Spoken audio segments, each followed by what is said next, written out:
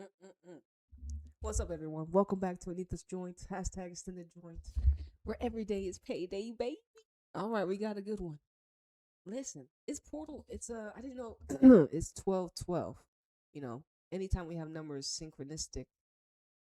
I mean, I didn't even know until what did I even see? I was doing a video and then I saw the numbers or something came across. No, I had a notification. That's right, I had a notification on the phone, and I saw one of my teachers um open a portal. Anyways, so it's a great day to heal, walk through, and just talk about the tokens and spiritual violations of the melanated feminine. Just to alchemize and understand.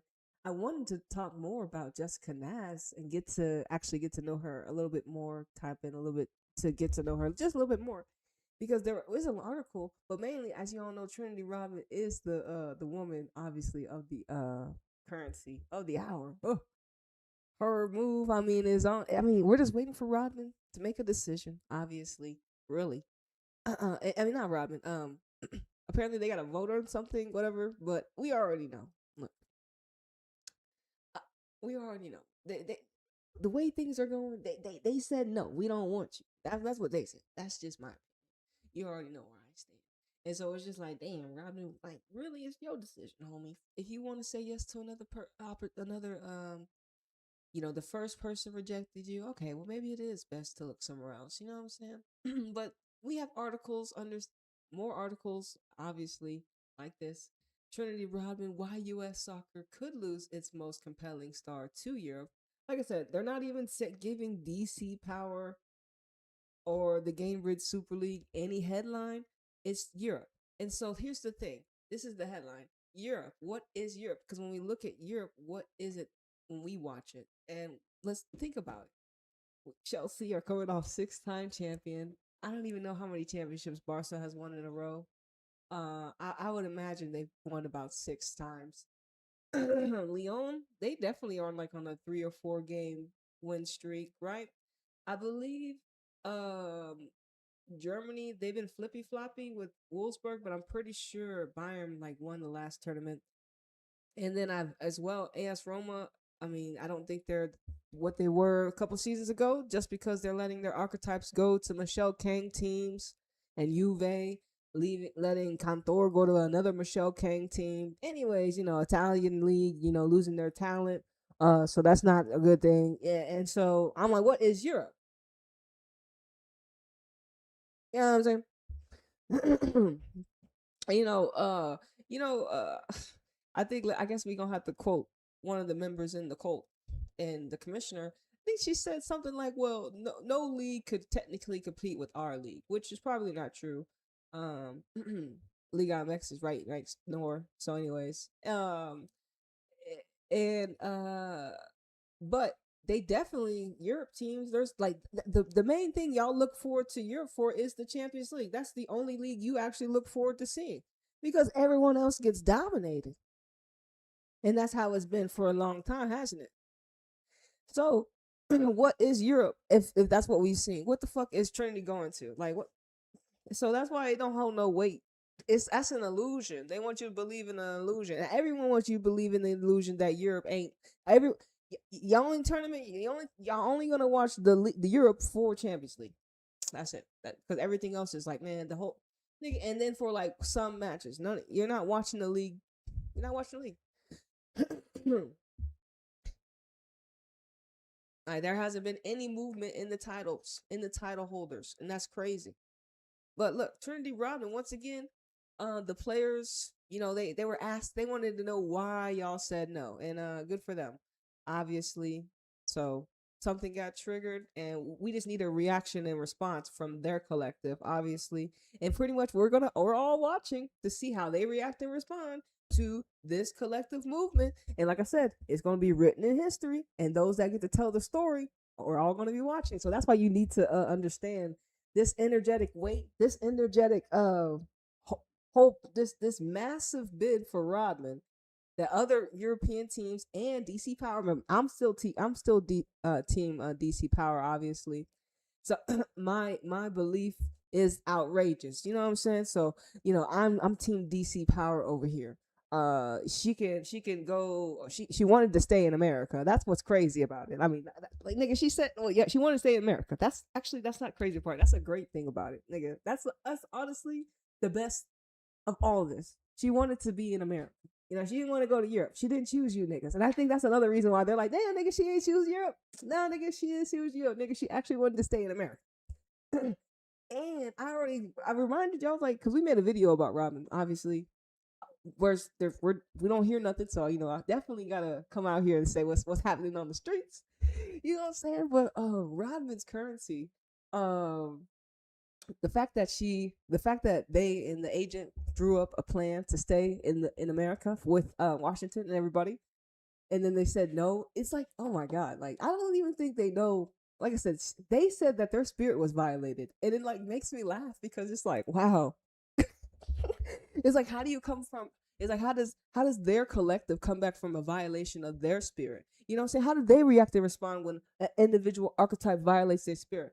Do they really just say, fuck you, we don't want you, everything that you bring to us is not, it's not going to happen? Or it's like, do they bend really for? Because that's what we gonna see. How does that type of collective receive that type of backlash when it comes to, like, damn, she violated our spirit thinking she can do this, jump ropes over here and do all this? You know what I'm saying? What the fuck? Because it's gonna show how everyone else is gonna like that. That's why it's like, damn. And it happened to Trinity Rodman. And like I said, man, it's juicier, obviously, more when you look at it this way. And I understand, however, their rhetoric, we're going to see how their rhetoric is when it comes to this. But you already see how they're leaning towards Europe. And my rhetoric is like, nah, nigga, let's talk about the infrastructure, nigga. Let's talk about the heavyweight blows that are being, like, right here. Like, the clashing of energies, nigga. Like, you know what I mean? Like, this is y'all over here. Well, she'll go to Europe, and then she'll be just like the other players, where her voice is just like, yeah. Yeah, you know what I mean? Token, nigga. You know what I'm saying? And we gonna talk about the tokens, bro. And we have some other, like, this is Mary Fowler. She was on a podcast, but with all men. Mary Fowler was on some podcast. I don't know who it was with. But I was just like, who are all these knuckleheads to the realm of women's football? I'm like, what the hell? Are they based in Australia? And then we hear about Australia. They got like a social media thing going on right now. And I'm just like, damn, interesting timing. Or, you know what I'm saying? Mary Fowler, we don't know when we're going to get Mary back in football. And honestly, if I was her, shit, I would take my modeling career to the, if I'm Mary Fowler, like, nigga, I'm free. She let us know her truth. Now she back outside. You know what I'm saying? Nigga type shit. I said, oh, hey, shout out to Mary Fowler. You know what I mean? Well, we would love her back in football. That's a selfish Anita for Manchester City women, obviously. But if she's like, fuck football, I have other adventures. You know what I'm saying? Shit, hats off to Mary Fowler. She's another Aquarius. You know what I'm saying? So shout out to Mary. Australia would definitely miss her. Jose, Joe, and all of them, they definitely would miss Mary. But we'll see. I don't know what Mary wants to do. But obviously she plays for my collective for City, and we definitely want to see her back. But yeah, she's outside, nigga. She always been outside, but I saw her on YouTube, nigga. Like, I was like, hold on, someone interviewed Mary Fowler. She outside on the streets on YouTube. It's different types of streets. All right, but anyways, Trinity Rodman. Why the U.S. soccer? Why U.S. soccer could lose its most compelling star to Europe? To who? And like I said, you think how they've been just saying Europe. It's like, but to who? What team in Europe? Huh? The agent said something about Madrid because he was in Madrid. That's what people were talking about. And I mean, makes sense. Linda Salcedo, the foundational queen, just signed an extension with Real. And I mean, having a Trinity Rodman nigga on Real Madrid nigga, I mean, isn't this a great acquisition for Real Madrid to be able to start to challenge Barcelona? Like, I mean, it's just a dab. It's just like, I'm not. They need some more archetypes, but it's like, oh my god, like Rodman is a huge piece to be able to nab right after you sealed Linda's contract. I'm just saying, nigga. That's, I mean, Madrid, nigga, y'all, hey, nigga, Madrid. That's a great. And that's why I'm like, oh shit, nigga, Madrid. That's a great. Like I said, we just talked about Linda. Get it? And like I said, if she did go to Europe.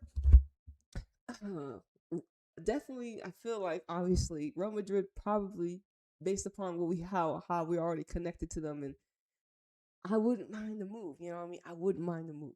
But hey, obviously Manchester City women, I would love for her to sign that team, but I don't know if we're about that life, signing a Gemini archetype like Rodman.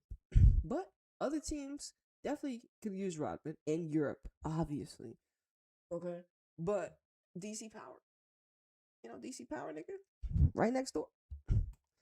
All right, it says, or somehow magically, or not somehow magically, they'll bend the rules for Rodman, right? Because ultimately, if she does resign, isn't that them bending? Because it's like they had to give her something.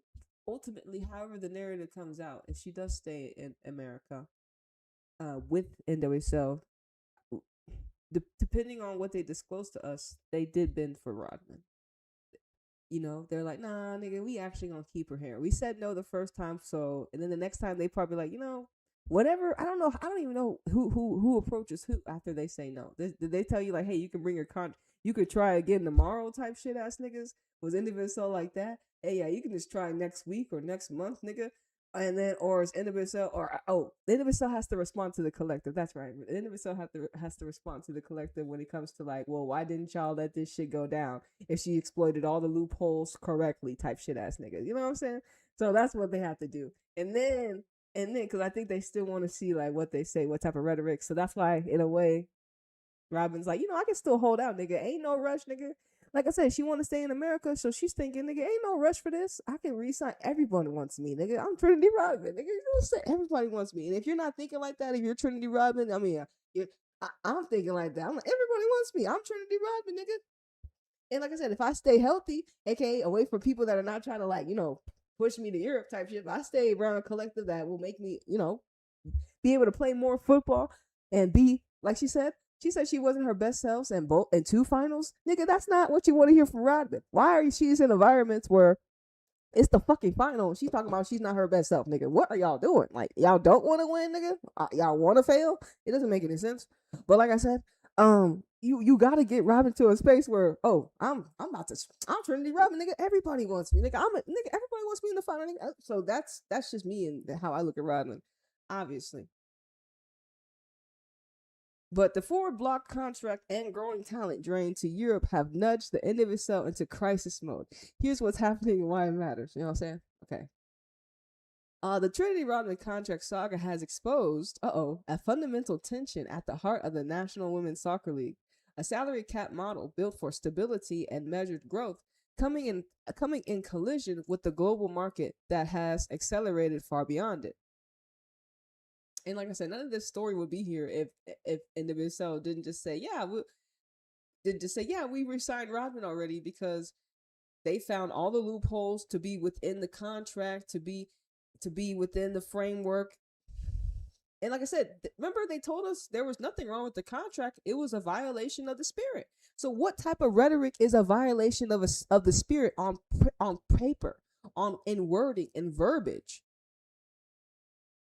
And so that's what in my conclusion, a violation of the spirit rhetoric. We're going to see what type of rhetoric comes out of them to define a violation of the spirit in their terms. So we're going to get to identify their wording of violation of the spirit on principles and virtues, aka paper. So that's what's going to be very interesting, what they deem a violation of the spirit in their rhetoric term. Like I said, this is all their witchcraft and wording. So we're just breaking down and decoding what they're trying to program us to believe in, because that creates reality. Huh? So the Trinity Rodman contract saga has exposed the fundamental tension in the heart of the National Women's Soccer League, a salary cap model built for stability and measured growth, coming in collision with the global market that has already accelerated far beyond it. Rodman is one of the most important young players in U.S. soccer, arguably the most marketable female star, and a centerpiece of the NWSL future. Remember, she is one left of the triple espressos. We actually had 3 stars, Mallory Swanson and Sophia Wilson of Chicago Stars now, and of course Portland Thorns. But post Olympics, after we were supposed to pretty much have a victory tour, nigga, we supposed to be partying, nigga. You see, the timeline don't make sense. Like, instead of us getting a thriving USA team, a mirror of the collective's future, a mirror of the melanated women getting celebrated as the soccer stars that they are, Mallory Swanson, Trinity Rodman, Kat Macario, Lily Johannes, all our girls being celebrated in America for their gifts and talents. Alyssa Thompson would still be in America. Germa would still be in America. Kat Macario may be like, I can come back to the States type shit ass nigga. Lily Johannes may be like, you know what? After I play here in Lyon, I may come back to America and want to play because the melanated woman is being appreciated over here type shit ass nigga. But no, they kicked Alyssa Thompson out. They kicked Germa out. Now they Rodman. You may be too hot to handle, but you are the last piece of the triple espressos. And so what do we have after this? Now they got, obviously I started to peep. We got Margaret Purse and Jaden Shaw with the manufactured Gotham, super team Gotham, right? And that's interesting. And we also, like I said, shout out to Margaret Purse because we got the off season because of her. You know what I'm saying? We got all that little, you know what I'm saying? Like, we got the off season because of Purse.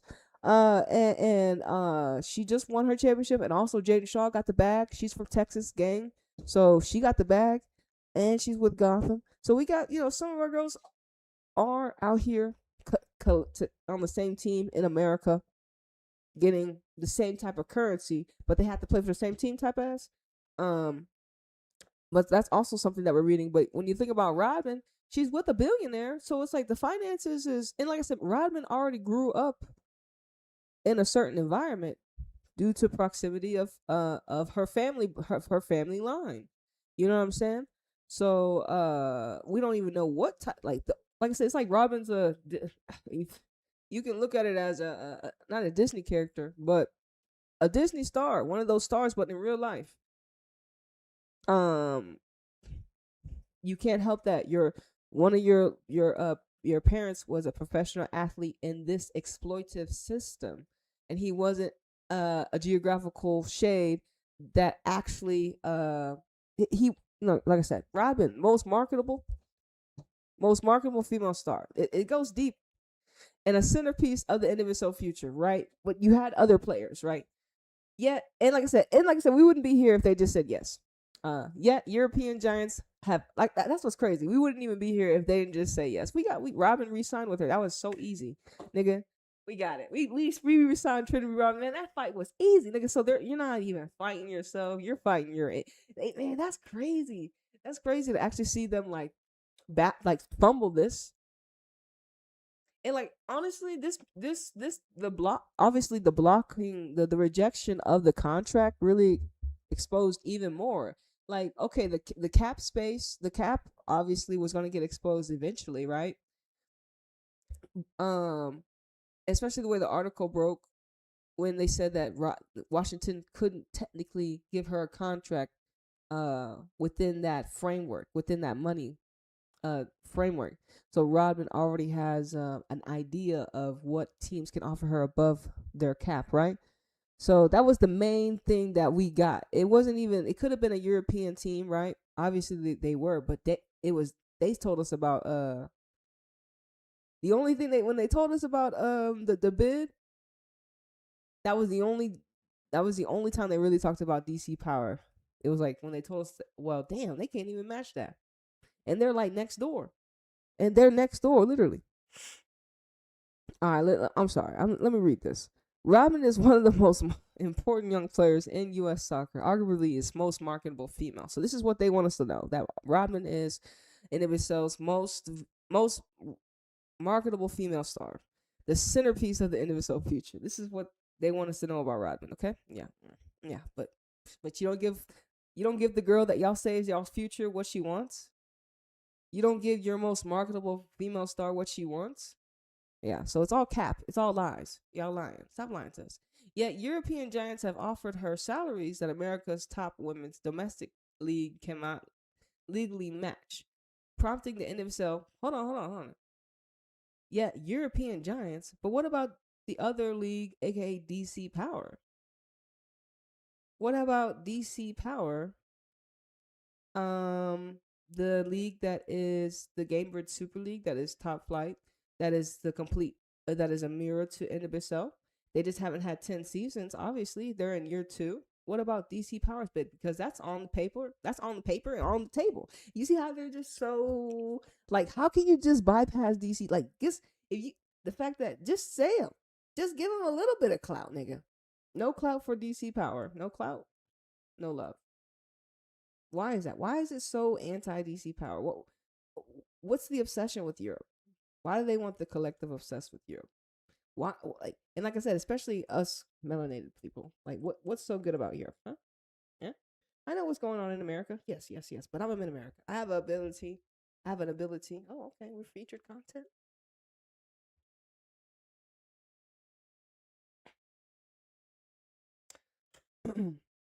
Huh?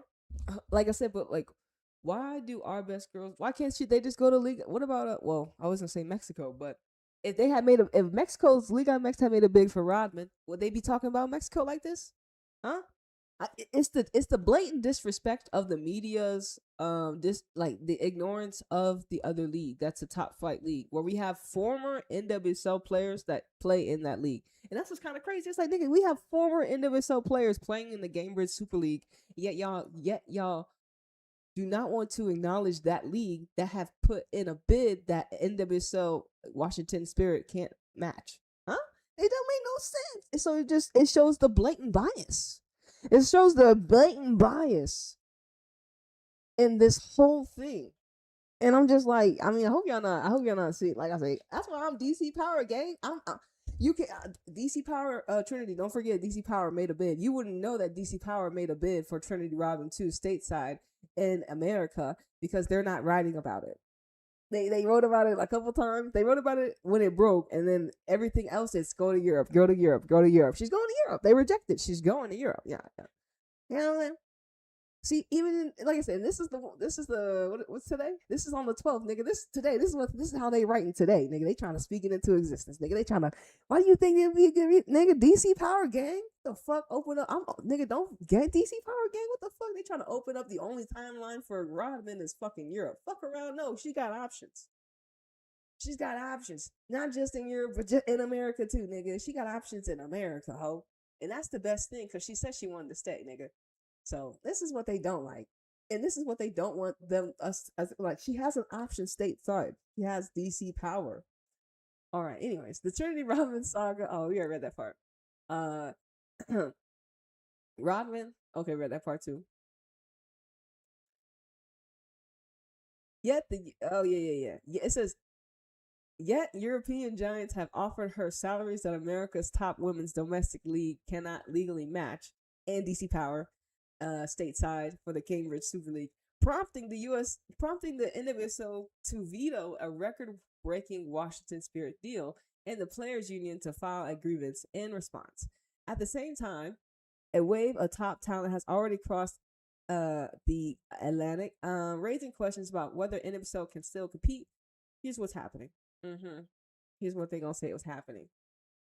And like I said, they let go of Germa.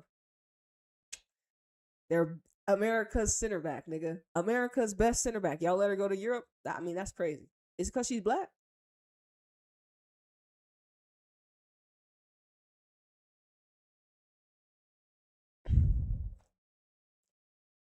Yes, nigga. Of course it is. Nigga. Okay. Anyways, because what? Why is the Trinity Rodman? They let go of Alyssa Thompson? Is it because she black?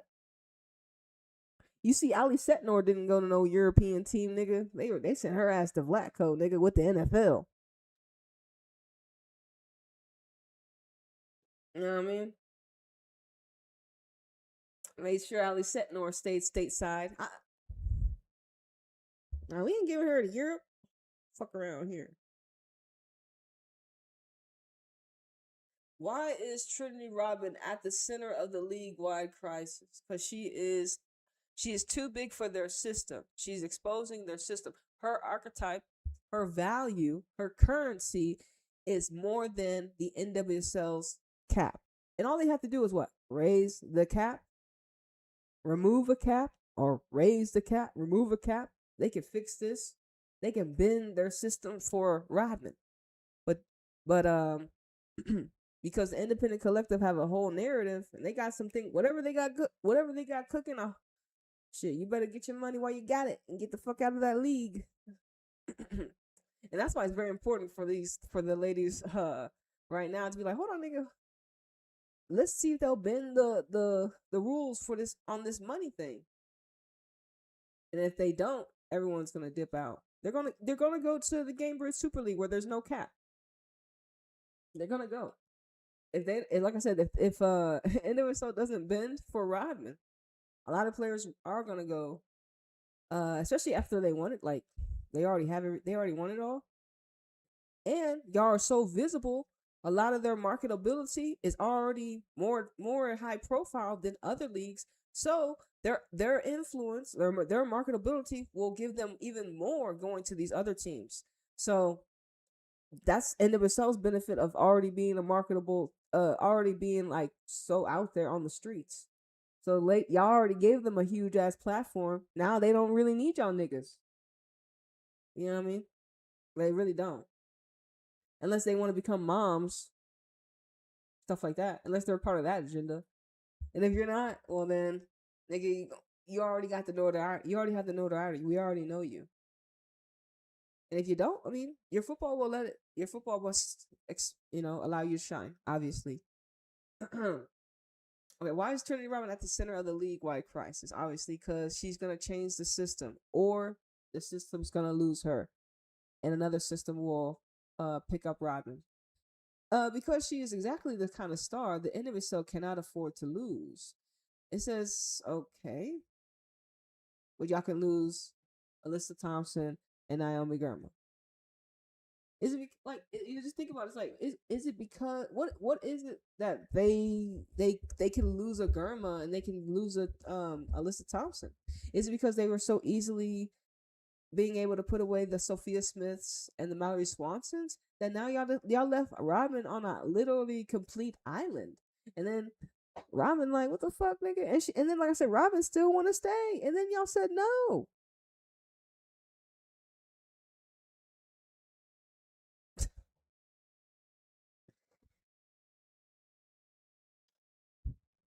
It says they can't afford to lose her, right?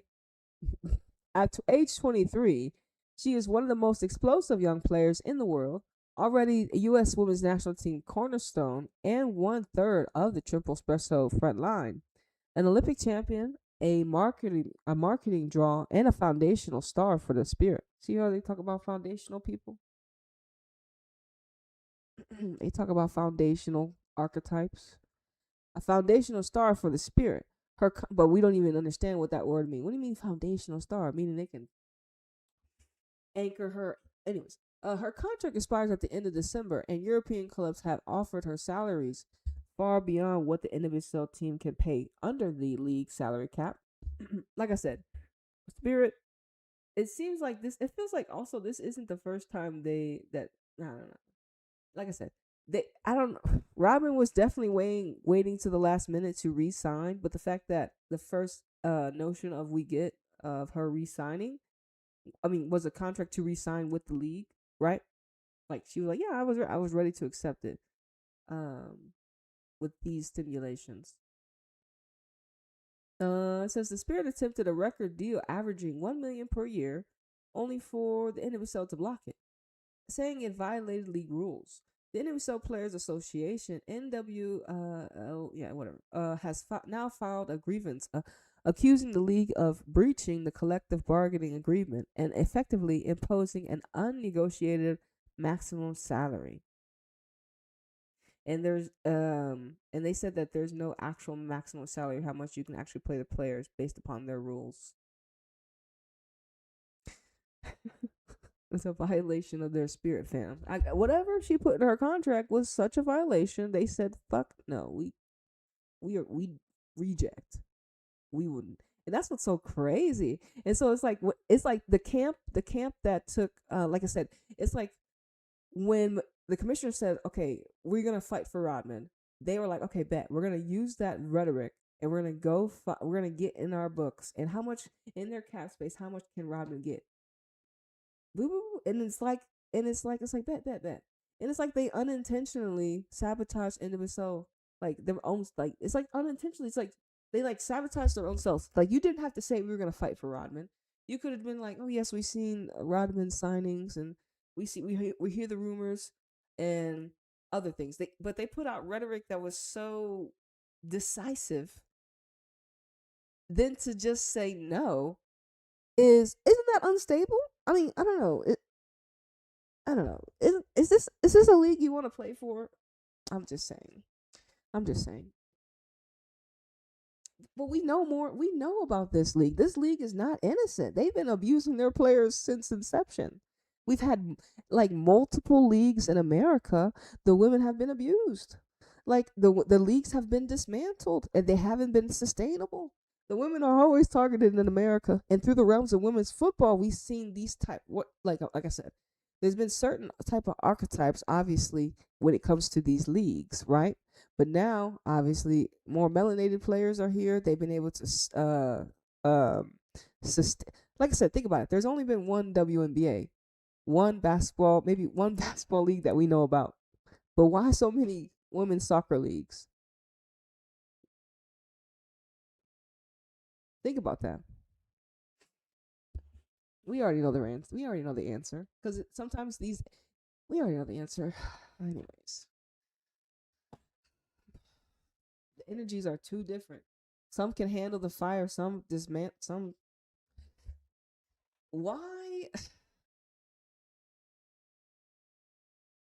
Why is this happening now? Is the NWSL really at the is the NWSL really at risk of losing its top talent? It already has started to lose its top talent willingly, willingly, willingly. Yes, and it already has. Salary growth in Europe major leagues has surged, and transfers of for top players have accelerated. Alyssa Thompson's shock move from Angel City to Chelsea underscored how valuable the NWSL has become. No, NWSL has. Listen, Alyssa Thompson.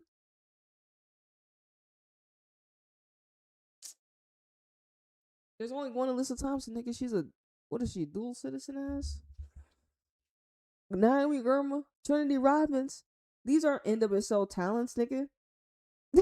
These are talents for football. NWSL just so happened to have them in the geographical region. They happen to be the league that they happen to play in. Nigga. They gonna claim their talent. Gonna claim NSL created the talent. They gave them a platform, but always the player before the platform, nigga. You NWSL would NWSL be anything without Alyssa Thompson? Exactly.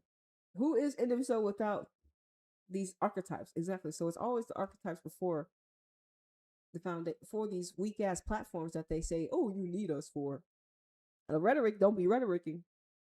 Remember, y'all gave Alyssa Thompson away. And I told y'all not to. I told Angel City, y'all give Alyssa Thompson away, nigga. Y'all stupid. I can't believe y'all. Stupid motherfuckers. How y'all gonna win a championship without Alyssa Thompson, nigga? How y'all gonna be the great NWSL team, be worth all y'all billions of dollars or millions of dollars y'all say y'all valuated at without Alyssa Thompson, nigga? Like, it's crazy. What? You don't want to win football matches?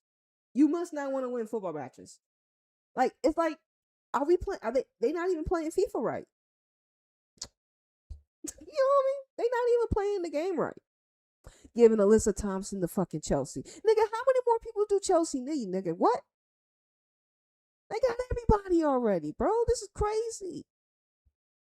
Alyssa Thompson's like, well, I guess, I mean, if you want me to leave, over there looking at, I thought y'all wanted to build around me. My sister's here. Fuck.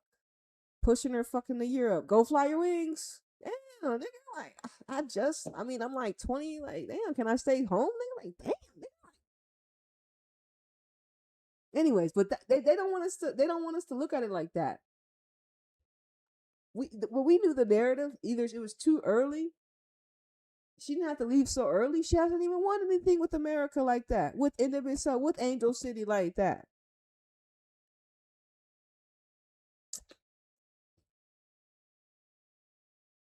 And like I said, like Crystal Dunn. Now we gonna talk about Arsenal. That's another big story. Arsenal over here getting flamed. We go holler at Arsenal. Arsenal, y'all getting cooked. Niggas is writing articles about y'all, nigga. I couldn't believe when I saw a video talking about toxicity in Arsenal, nigga. I couldn't believe that shit. I couldn't believe that shit. I saw that shit manifest on paper. Nigga, they was talking shit about Arsenal. Arsenal not talked about like that. Hold on now. We ain't never hear that rhetoric here. We ain't never hear some type of rhetoric like that. And so when I saw that, I was like, oh damn. And then when I saw Olivia Smith, I was like, oh damn, don't be sending Olivia. What Olivia gonna say? She barely been there. And then she been hurt. She barely been there. And then she been hurt. So what she know about the locker room shenanigans, nigga? Damn. So someone's out. You know, Chloe Kelly, you ready to write another message? Hey, anyways. Yo, so we gonna little tap into Arsenal too, cause they got some tea. I can't believe it. Shit. Everyone, hey, look, we not even ending the Matrix year. But let's get back to Trinity Rodman. We, like I said, this is gonna be a this is it. Yeah. Trinity Rodman. Let's say Alyssa Thompson went to Chelsea, right? Obviously, how many more niggas Chelsea need? Literally, how many more niggas? Underscore how valuable NWSL has become. Several other players have departed in recent windows, including national team members Naomi Girma, Crystal Dunn, Emily Fox, other often for salaries that the NWSL cap cannot approach. See, you see how they want to make that rhetoric about salary cap? Nah, nigga, y'all let Girma go because y'all didn't want her in the league. Crystal Dunn, obviously, she probably didn't want to play for America. She got a French husband, nigga. She got options, nigga. Fuck around here. Emily Fox, I don't know why she left. I told her I don't know why she left. She a better player in America. Like she's an archetype y'all don't send to Europe. But why y'all send her to Europe? I don't know. Arsenal wanted her because of her image, obviously. They wanted Jenna because of her image, obviously. And Jenna over here, like, nigga, I can't even get on the fucking touchline. I'm trying to come back home. Emily Fox, she ain't playing the way she supposed to be. I don't know, Emily. I like I said, this is the archetype you keep at home. You keep a Jenna at home. You keep Emily Fox at home. Why the fuck y'all giving them to Arsenal? They can't know what the fuck they doing over there, nigga. They are marking. They're scouting off image, nigga. They not scouting off talent. She so happened to be that individual. Look, that's why Jenna's better than Emily Fox, obviously, in my opinion. Because Emily Fox wasn't even a fullback, right? That's not her natural archetype. She was an attacker. Y'all over here converting players, and they don't even know how to play this position properly because it's not even their position. But whatever, right? Y'all want to talk about it's because they left because of salary cap. No, nigga. Y'all pushed them. Y'all either pushed them out. Team scouted them because of image, and they were like, well, they believed in they can become, I'm an Arsenal player now. This will help with my marketability. Remember, a lot of these players that have been scouted, they're more towards building a profile with the collective than like I play the game. I play women's football because I love women's football. It's a different profile. It's a different archetype of essence. They can mask it well, but then when it comes down to football, the love's not in it. They're not in it. The game is, they're not in the game like they're supposed to be. Like they don't love it. And then they get pulled, their spirit gets pulled to teams that are like that or replicate that, mirror that type of personality, that type of distortion. Unfortunately. And some suffer. Like I said, like Jenna, she definitely suffered. Like she's like, what the fuck? I'm a great fullback. Jenna's a great fullback. Especially for a fucking team like Arsenal. And they're not giving her playing time. I'd be pissed too, nigga. Yeah, nigga, I'd be pissed too. The fuck around here, nigga. Why am I playing backup? Yeah, I'd be pissed too. I'd be pissed too. And no wonder it's still like, well, toxic culture, nigga. I'd be pissed too. Hell yeah. She's like, bitch, I'm better than all you bitches. I'd be in the locker room the same way too, nigga. Fuck around here. I'm that bitch. Anyways, so hey, Jenna, I feel you, homie. I'm with you. Fuck around. Nigga, I'm better than all you hoes. Like, it is what it is, nigga. Y'all like, I stepped into the room and there's competition now, nigga. In this position, nigga. Y'all team recruited me because of my image. But you know what? My image, and I can ball too, I can ball till I fall. And that's how Jenna was in there. That's why she got a lead. That's what she found out. She fucked around and found out real quick. Damn. See? That's tea over there, but we don't get to it. Cause let's get over here. European teams routinely offer seven-figure salaries. How you know this insight, huh? NWSL teams operate obviously under a 2025 cap of 3.5 million. It does not take a CBA to suss out what's behind that migration. But remember, we talk about the spiritual infrastructure migration and why certain archetypes are moved, certain spirits are moved or forced, and the collective is programmed to think, oh, then you go to Europe is the only option. Europe is not the only geographical location that has leagues for women, and that have a let's see. It says many general managers privately told ESPN they fear the league will be unable to retain top players or recruit global stars unless the NWSL modernizes its pay structures. The Rodman standoff has simply made a longing simmer problems almost impossible to ignore.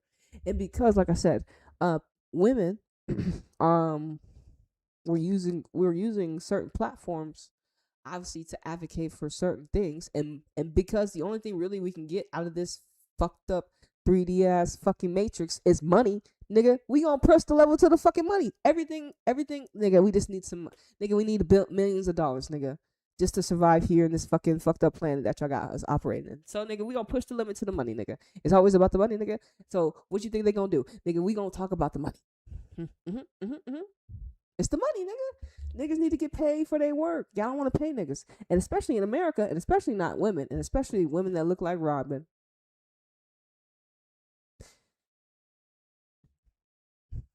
That's why we got the CBA. That's why we got the CBA standoff with the WNBA. It's over what? Money. Money. Getting paid their worth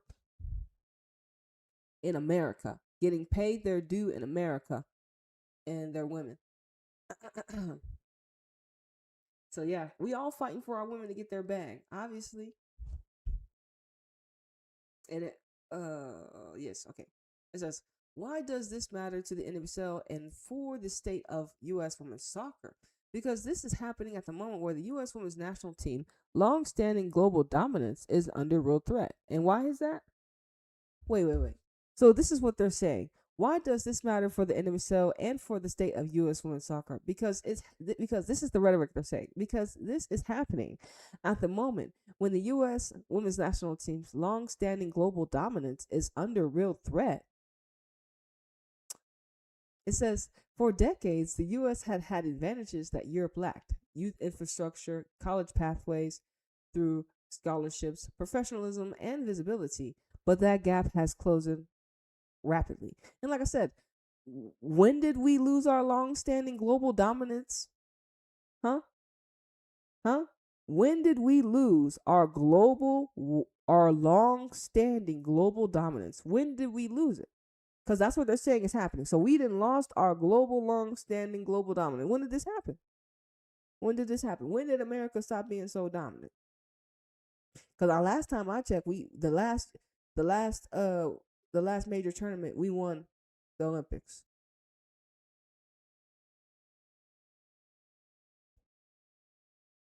So when did we stop being global the best? When we got a caretaker? When y'all dismantled our triple espressos right after they won us nigga, we were supposed to be we were supposed to be dominating right now.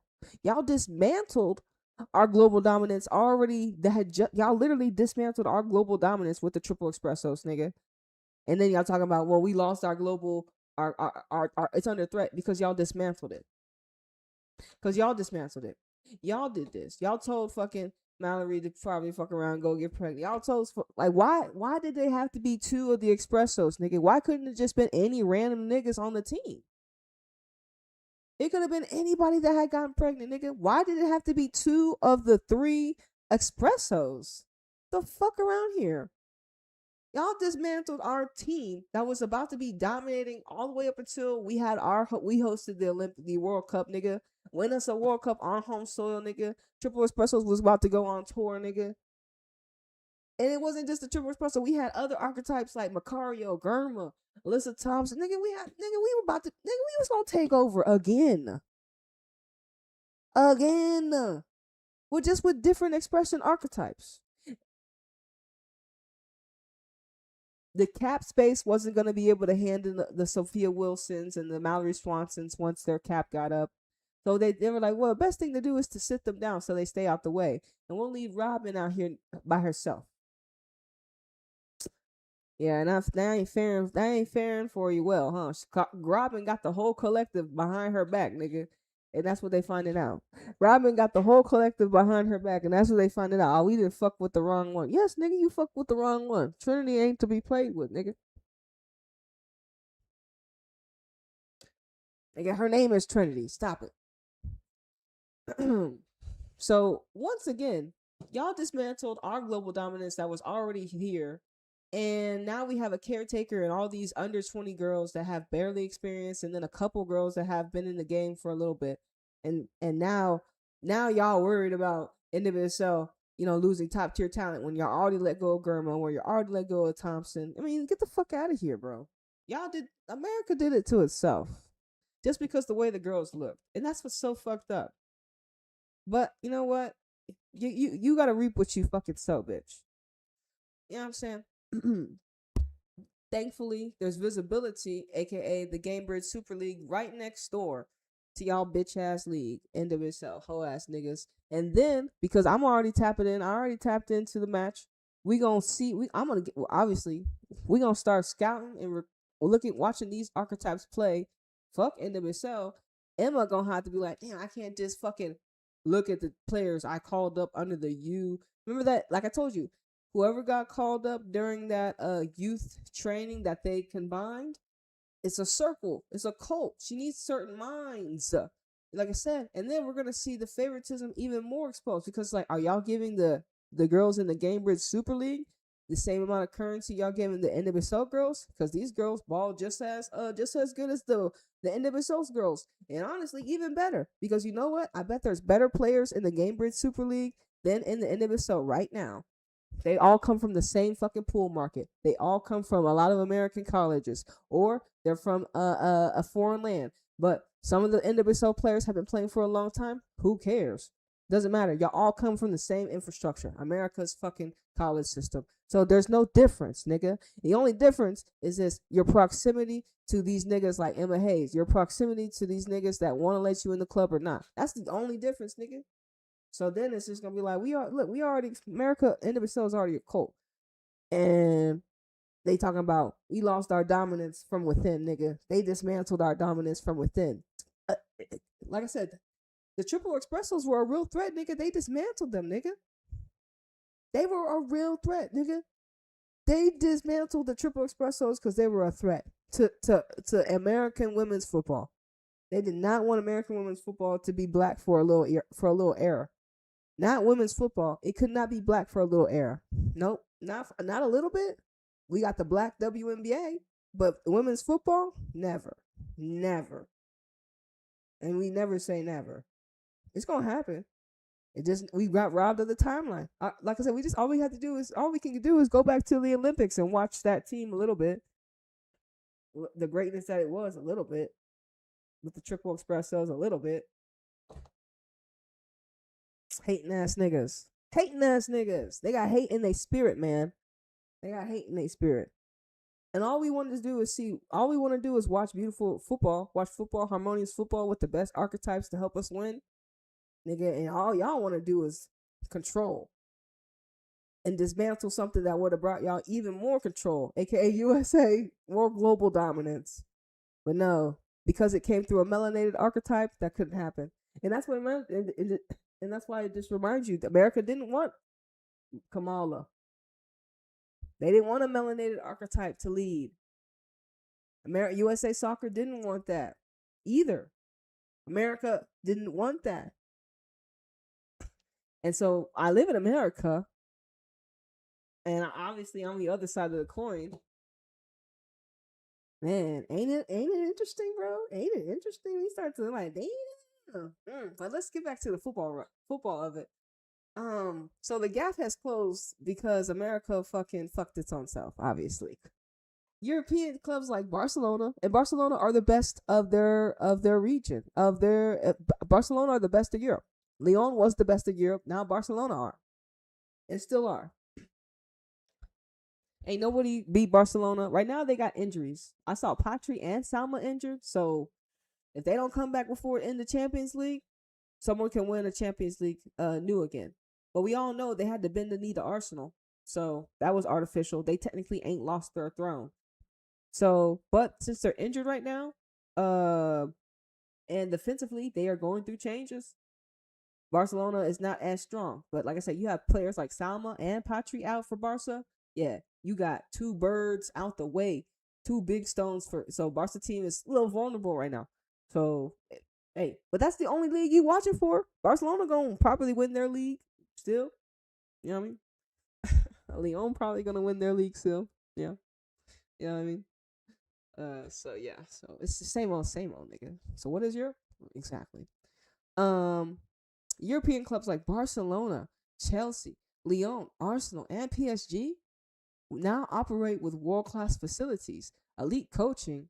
What? And what? Elite coaching? Oh, who's PSG's coach? He's not a world-class coach. We got caretaker Jonathan at Lyon. He technically not a world-class coach. He inherited Barcelona, and they fired that knucklehead, the knucklehead that was with Barcelona after they won everything. So he inherited that Barca team. Chelsea had Emma Hayes, nigga. Emma Hayes. Who she represent? A caretaker now. Arsenal. Fuck around here. The whitest team in Europe? Fuck around here. Of course. They got world elite coaching. A white man? Of course he's elite. And like I said, y'all capping elite coaches. Y'all may have the world-class facilities, but the elite coaching is capped. Get around here. How you have elite coaching? Nah, it's capped. Anyways, the transfer market and Champions League had turned Europe into the centerpiece, the epicenter of the women's game. Not anymore. Several European nation teams have equaled or surpassed the U.S. women's national team tactically and technically, as seen at the 2023 World Cup. If the U.S. women's national team, I'm sorry, not the U.S. If the NWSL cannot keep its brightest stars, including generational talents like Rodman, the center of gravity in the women's game will continue shifting towards Europe. And why y'all keep saying towards Europe when y'all have a whole league for Rodman next door in America?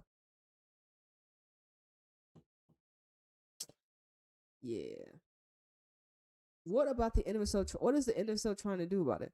The NWSL Board of Governors has reportedly approved a new roster mechanism on Thursday that would allow teams to pay salaries beyond the cap, effectively an NWSL version of the Major League Soccer designated player rule. According to the ESPN report, it has been doubled the High Impact Player Program.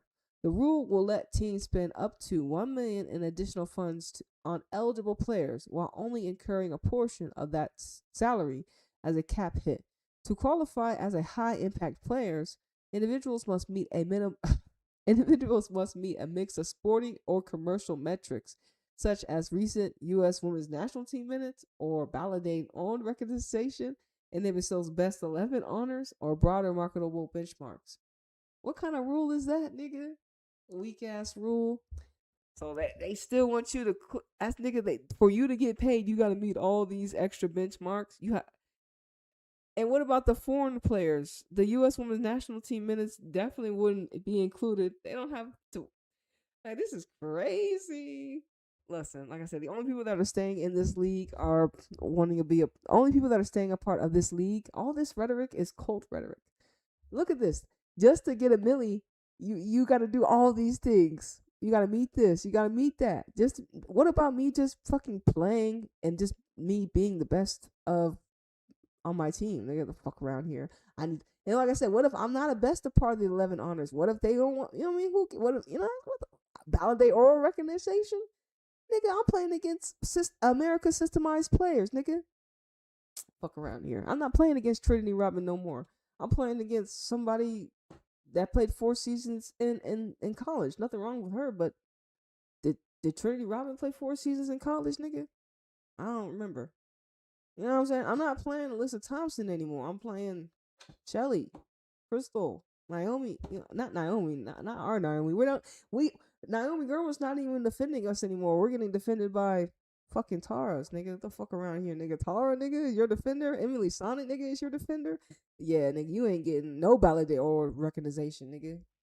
I'm just saying. See, all these rules are capped. Y'all playing, like I said, NWSL is cooked.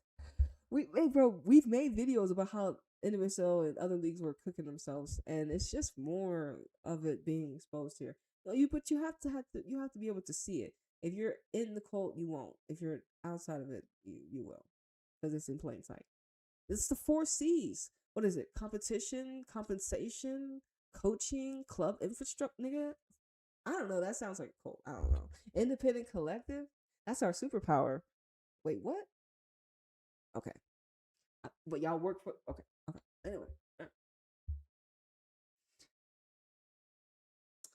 So all these rules, the proposal now it says the proposal now approved by the board would give each club a set pool of supplement money beyond the salary cap, restrict that pool to players who meet elite criteria, allow teams to split funds among one or multiple stars, introduce a minimum threshold so the mechanisms is used only for top talent, maintain parity by preventing unlimited spending.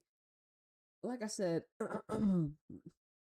this is their rules and regulations to operate within their cult. In the short term, the rule gives the spirit means to keep Rodman.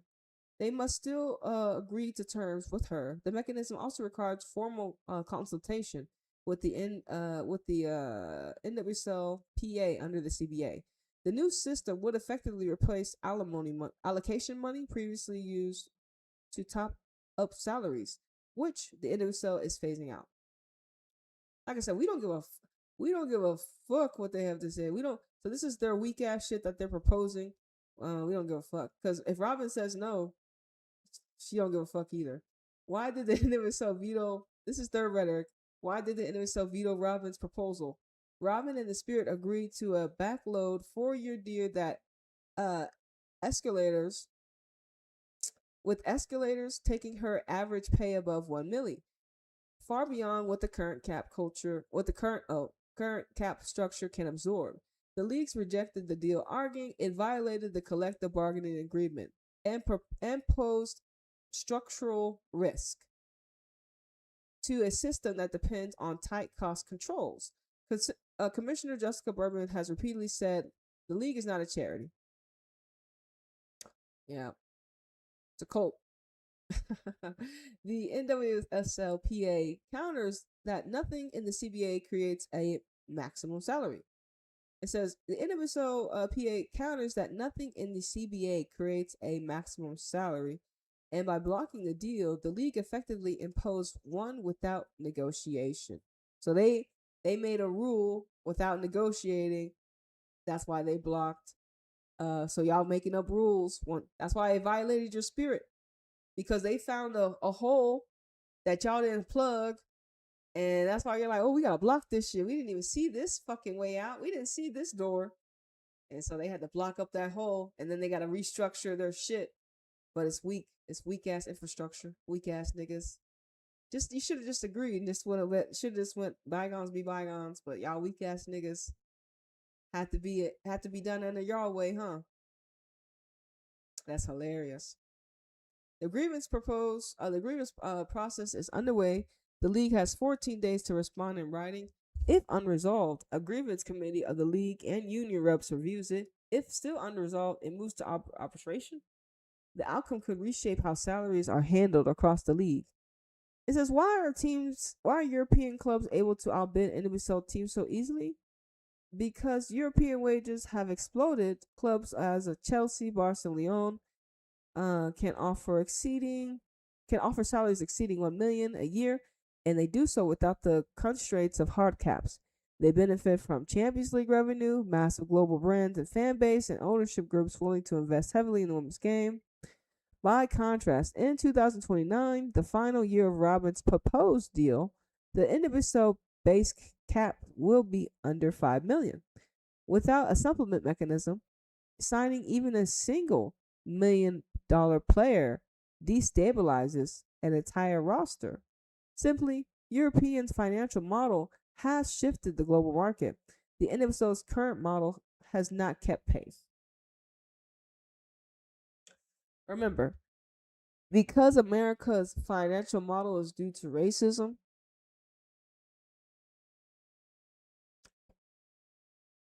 and who has access to funds and not, I'm not surprised.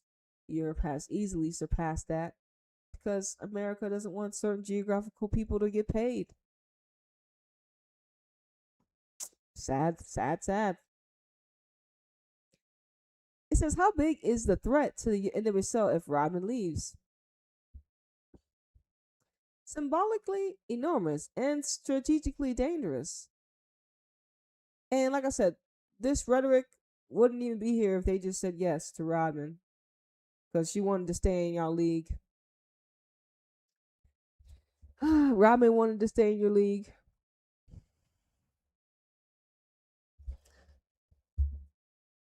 Rodman is the face of the league and marketable anchor, and one of the few capable players of bringing non-hardcore sports fans into the tent.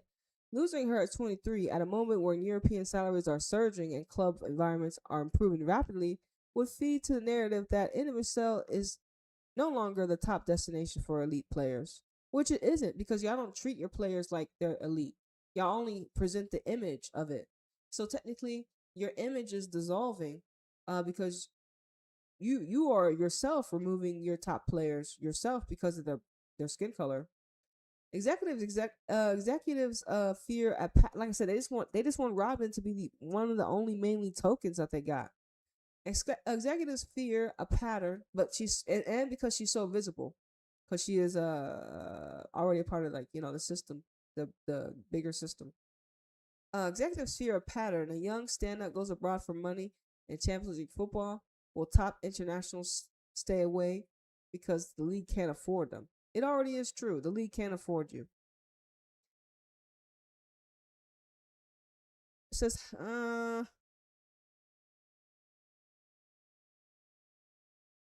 right. Man, that was a good hour of this Rodman. I think we done with Rodman. That was a good one, man. That was a good one. Hey, Rodman. Your currency is so valuable.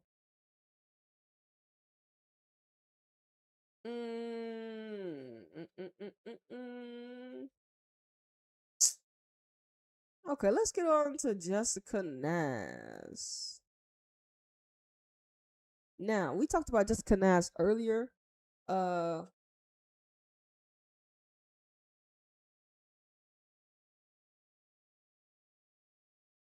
she's a part of Tottenham and she ended up getting hurt. A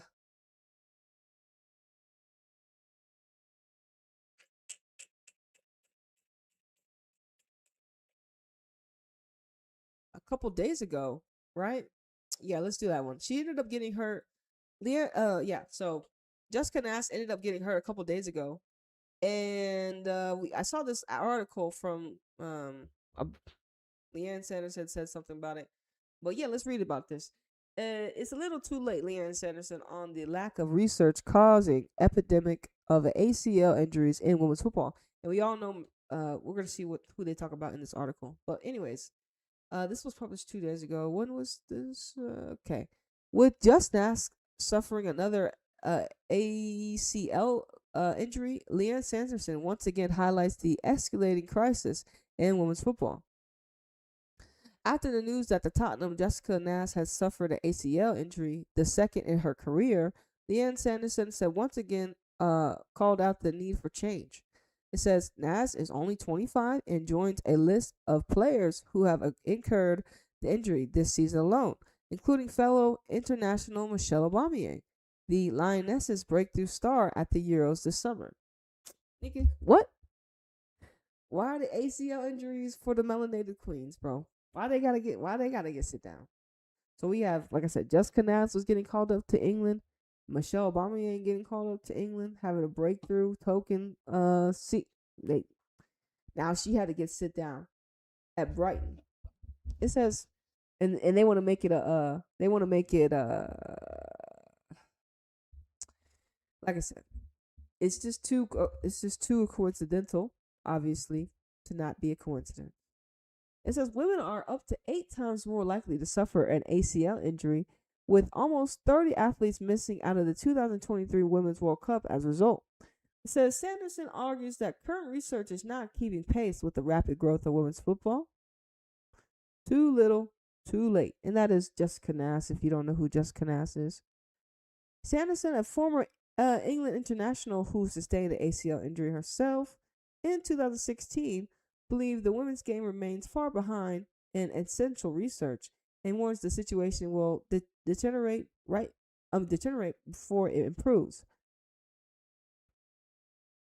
It says, I spoke with knee surgeon Dr. Andy Williams, the former Arsenal striker, said he was saying it needs to start from a younger age with strength and conditioning exercises. I see. It says the women's game has gone from 0 to 100. We went from training twice a week to training every single day, and we're not trying to be men. We're not trying to train like men. That's a myth. The number of ACL tears since the beginning of the season is a problem for me, and I will continue to talk about it. ACL injuries typically takes players at least 10 months to recover from, so damn near a year or even more. With Chelsea striker Sam Kerr recently a 20-month spell sideline, and she had a longer timeline because she was on trial, nigga.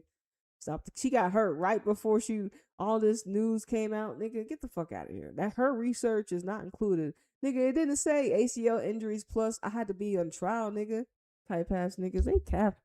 Nah, nigga, you can't. It wasn't ACL plus trial, nigga. Y'all don't add Sam Kerr into y'all research.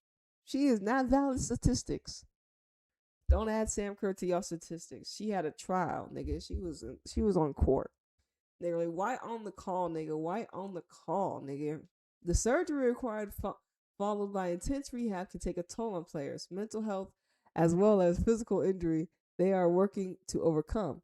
I'll continue to speak about it because I'm not having people keep saying research. Sanderson said. Unfortunately, the result is not going to catch up for another 5 to 10 years because if they're doing the research now, it's a little too late. And unfortunately, we're going to see more players continue to have these injuries. It's globally, in America, over here, it's everywhere, and it really annoys me. Yeah. A little bit from Jessica Nass.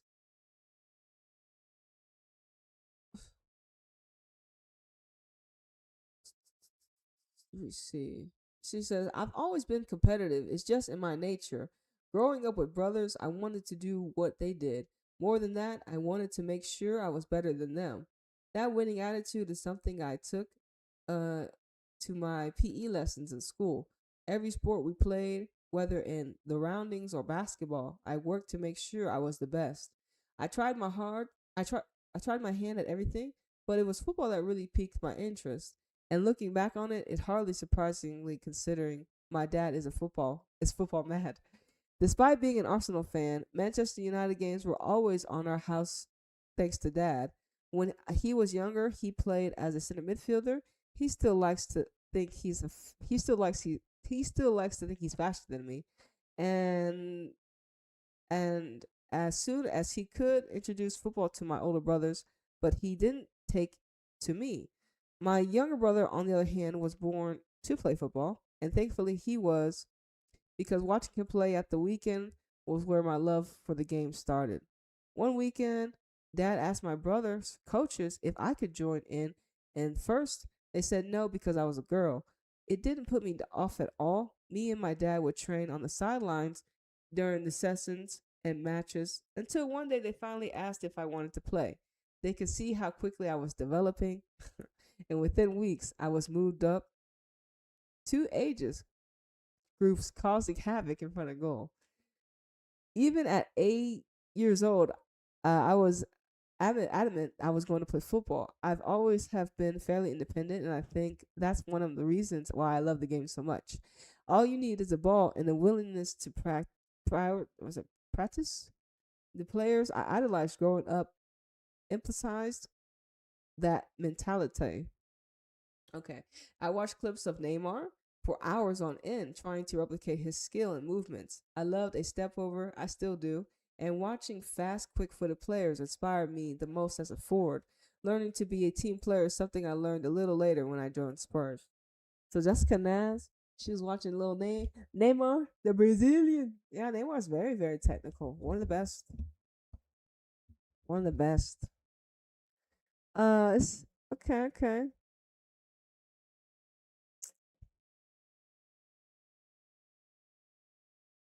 So football has the power to change lives and make players better people. It's certainly done that for me. Exactly. So shout out to Jessica Naz.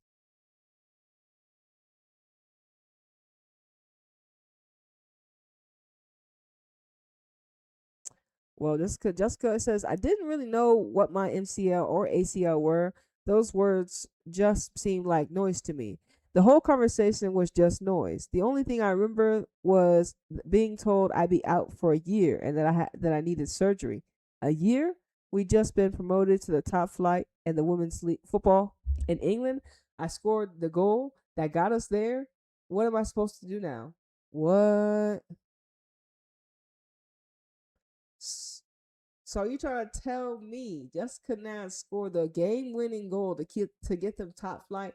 Then she tore her ACL, MCL, and now once again, her back in the emergence of England, she tears her ACL.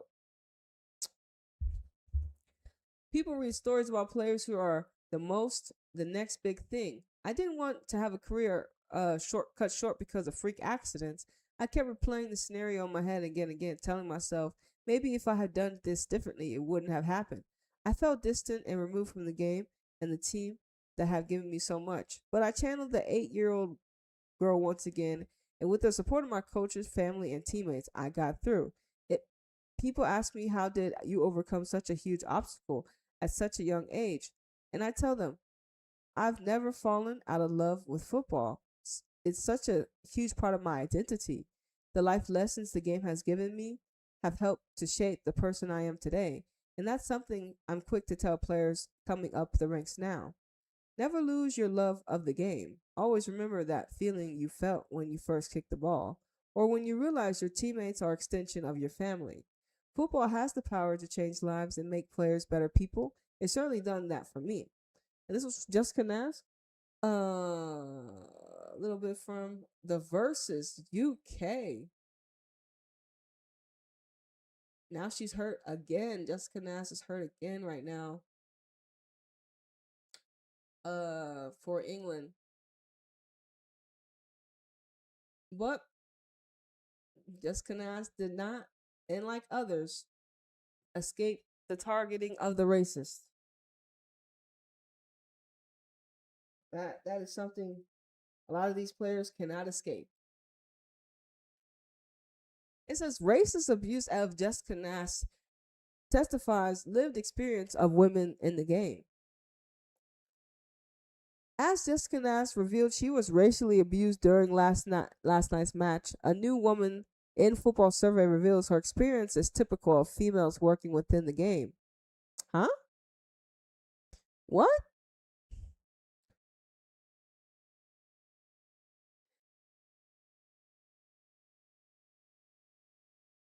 Okay. After the last night's League Cup against Aston Villa, the Tottenham Hotspur forward, playing on her birthday, revealed that she was a recipient of abuse messages on her social media account. In a post, said, "I was going to wait until after the game to speak because I'm done being quiet. I was subjugated to racial abuse in my DMs. Racism in any form is unacceptable, and it is important to address this behavior and ensure that the steps are taken to prevent it from happening again." In a statement, Tottenham Hotspur said the club is disgusted by the racist abuse received by Jessica Nash via social media. Jess has spoken out against this discriminatory behavior, and we stand by her calling out this unacceptable and cowardly act. We are working with appropriate authorities and social media platforms to identify the responsible parties, and we will be taking the strongest action against them. It says, in their 5th annual workforce survey, the findings of Women in Football, a professional network around 12,000 people of all genders who support equality in the industry, revealed that 78 of females working within the game have suffered discrimination within the past year. The figure is slightly higher, 81%, in women from underrepresented minorities, who have levels of discrimination they have witnessed online have increased or stayed the same. That's too high, nigga. Nigga, why are y'all abusing women at this high of a rate on the internet? This is crazy. Like, who's doing all this keyboard typing? Is this the system? Is this the virus? Because it's like, damn, that's a lot of ninjas. And we're just talking about in women's football. We're not talking about globally. We're just talking about women's football.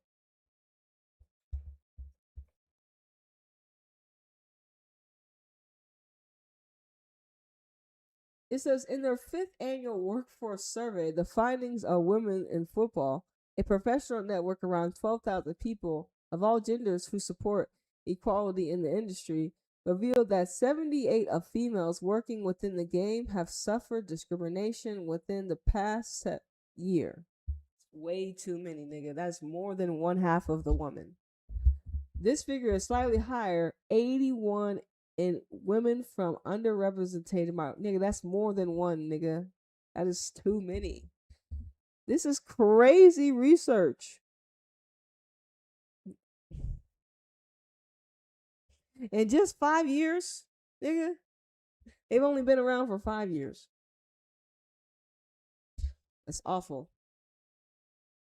Awful, awful, awful, awful, awful. These stats are horrendous. These stats are awful when it comes to our collective of discrimination.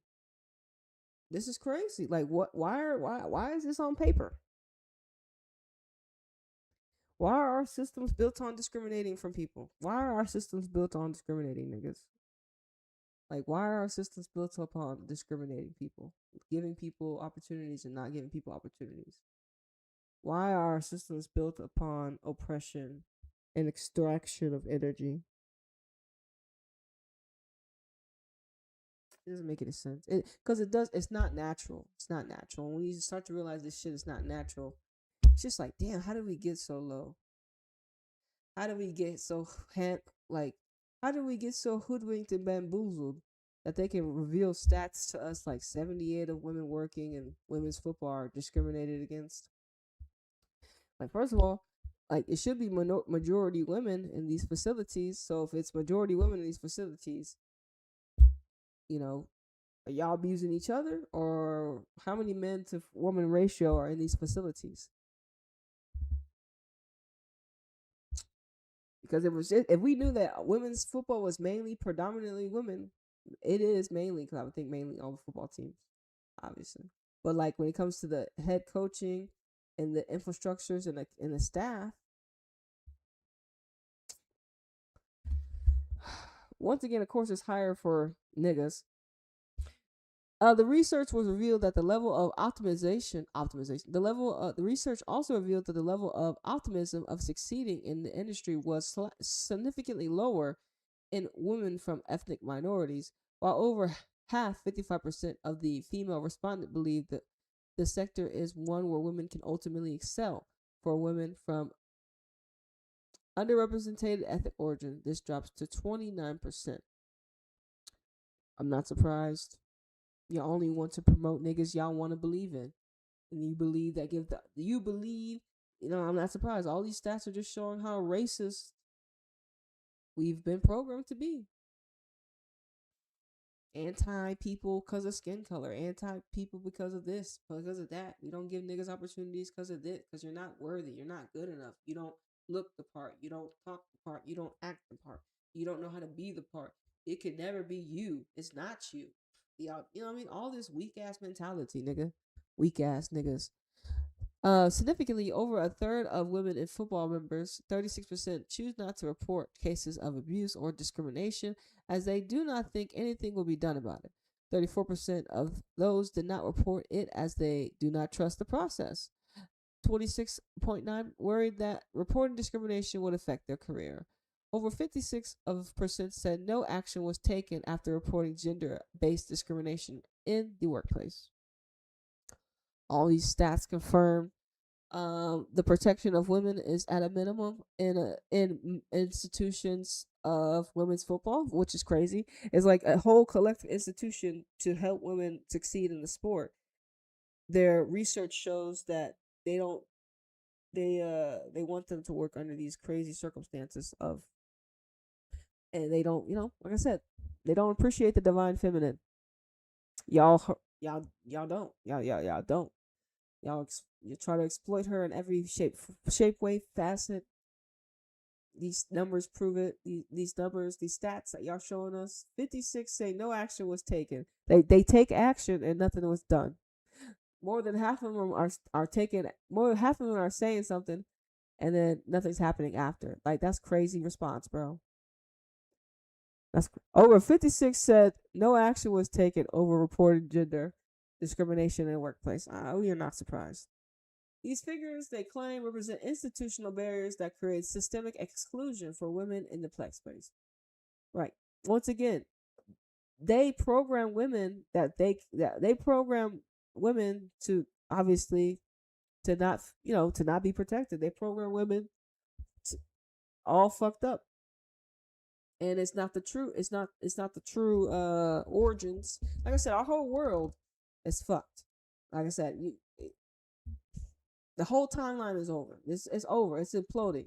The figures they claim represent institutional barriers, aka institutional, in these weak ass institutions. But it's a certain programming barriers. It's a certain firewall, and they created certain systems, certain viruses, certain frequencies, exclusion for women. So there's certain frequencies and certain firewalls with women. You can't go past it because it's like, it's not your place, bitch. You know what I'm saying? Type shit ass nigga. It's for a man that bends it over and bust it open only. And if you're not that man, you can't even get in here, bitch. You don't want to bend it over, bust it open for us? Fuck around here, nigga. We don't want you. You can't do this. We don't want you. Once again, women are women. Obviously, you're a threat. Most of the respondents claimed it was only down to their own determination and resilience that they made any sort of progress in the industry. 86% of women believe that they have to work harder than men to achieve the same recognition and benefits. 69 of the men agreed with them. In the summer, Gotham FC defender Jess Carter confessed that she went into the FIFA Women's Euros almost scared to play after being subjugated of violently aggressive racism on social media. What? Say that again? In the summer, Gotham FC defender Jess Carter confessed she went into the UEFA Women's Euro final almost scared to play after being subjugated to violently aggressive racism on social media. She said that she had been relieved when some of her England white players joined Lauren James and missed penalties during the UEFA Women's Euro quarterfinals victory over Sweden. Like I said, racism is a virus program that keeps us separated. Like I said, it's all distortion. It should have never existed. And like I said, we're so deep in the trenches and the devil of it. It's so demonic.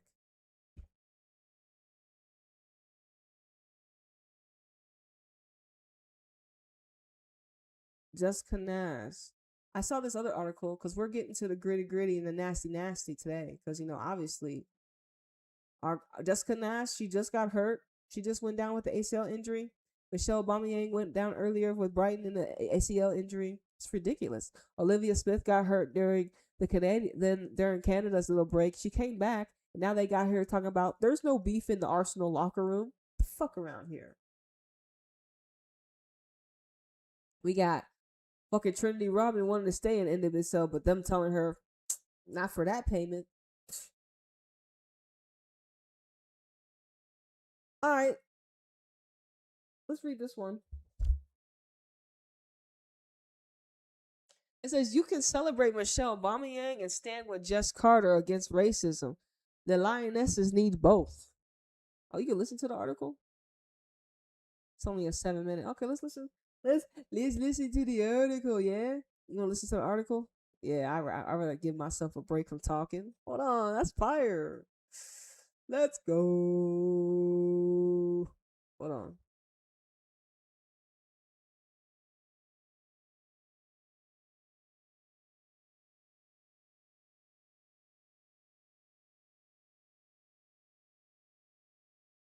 You can celebrate Michelle Agyemang and stand with Jess Carter against racism. The Lionesses need both.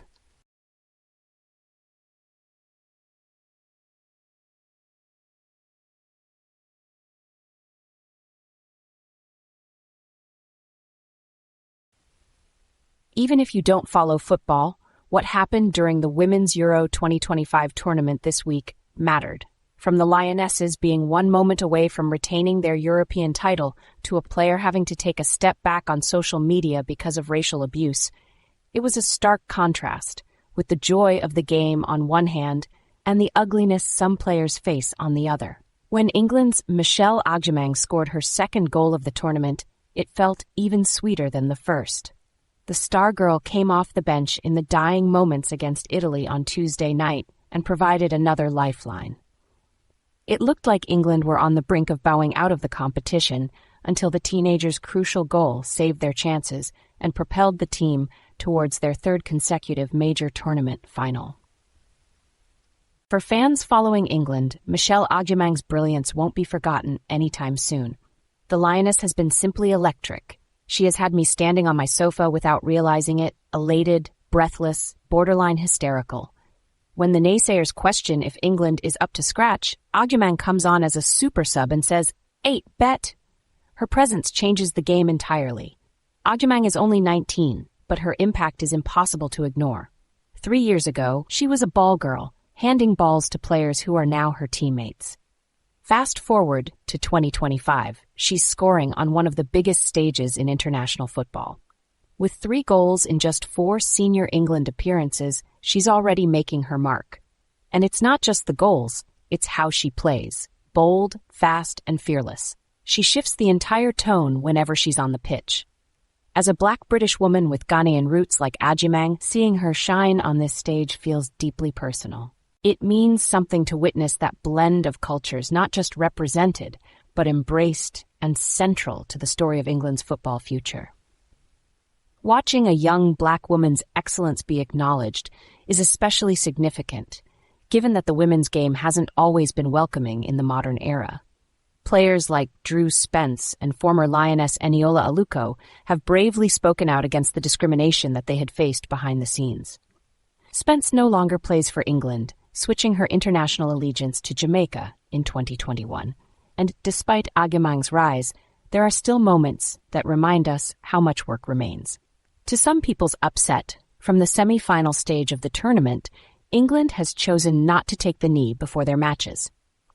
This is a gesture started by NFL player Colin Kaepernick that became widespread in the sporting world in 2020 as a statement against racism. On Tuesday night, however, the substitutes stood in a line of solidarity with teammate Jess Carter, who has received racist abuse throughout the Euros. Manager Serena Wiegman has said that taking the knee's impact is not as good as they think, and statements released earlier in the week suggest the squad feel they need to find another way to tackle racism. These conversations come as Carter announced she is taking a step back from social media for the rest of the Euros because of the racist abuse that's been hurled her way. It's a stark reminder that representation and success on the pitch can't fully shield players from what they face off of it. True progress doesn't just mean visibility, but protection, support, and action. Police are now investigating the abuse. As the women's game grows, so too does the urgency of these conversations. This summer, when signing for Arsenal, Olivia Smith, who has Jamaican, Chilean, and Peruvian heritage, became the most expensive signing in the history of women's football when she joined Arsenal. In doing so, she broke the record previously set by Naomi Girma's transfer to Chelsea, marking a new era of recognition and investment in the sport. It is a huge moment, not just for the game itself, but for what it represents. For a woman of color to command that level of value on a global stage is significant. Yet, in the same breath, the racism that Carter has suffered shows there's still a long way to go. It was heartening to hear the crowd roar as she came on as a substitute in England's final moments against Italy. Sadly, this isn't an isolated incident. Black players have frequently spoken out about being on the receiving end of racist abuse. As Carter shared on Instagram, every fan is entitled to their opinion on performance or result, but it's not okay to target someone's appearance or race. I agree. It's why Agyemang's moment feels so powerful. With all the noise happening off the pitch, she is showing up and showing out by taking her first major tournament in her stride and making it look easy. Agyemang's presence will no doubt inspire both young girls who look like her and those who don't to lace up those boots and start playing. If you're an Arsenal fan, you'll know that Agyemang has come through the academy ranks and plays for the club. For many of us, the black players on Arsenal's men's team in the early 2000s weren't just athletes, but icons who ignited a new kind of fandom. They made people see football differently. As women's football grows, I believe Michelle Agyemang can do the same. She's provided moments of magic that feel like the beginning of something even bigger, with her name already being etched into fan culture. Supporters have chanted "Sweet Agyemang" to the tune of "Sweet Caroline" across Geneva. Rapper Emma Lillians gave her a shout-out in a freestyle rap, and Skepta shared her image on social media last night. She's not just making headlines, but building a legacy. When the Lionesses faced Sweden in the Euros quarter-finals last week, they were 2 goals down. The dream of retaining their European title was slipping away. Then a triple substitution changed everything. On came Chloe Kelly, Esme Morgan, and the woman of the moment, Michelle Agyemang. As soon as she touched the ball, the energy shifted. When she calmly slotted the ball into the back of the net, I didn't just cheer, I shrieked so loudly my mum thought I was in pain. Agyemang had scored, and somehow it felt bigger than a goal. And as England took on Italy in the semi-final with the clock ticking, Agyemang saved England by scoring again when we needed it most. My face flushed hot. The stress that had been building in my body vanished for a fleeting moment. Even after she scored that vital equalizer, she was piling on the pressure. Her rise is one that has been written in the stars. When your name means redeemer or savior in Twi, what else would you expect? She's fulfilling her calling. Michelle Agyemang's name is now carved in our memory, not just as a promising talent, but as someone who is standing on business. Speaking to ITV after the match, Chloe Kelly proudly praised her teammate, Big Mitch at it again. In the dying minutes, she's proven she thrives under pressure and can deliver on the biggest stage.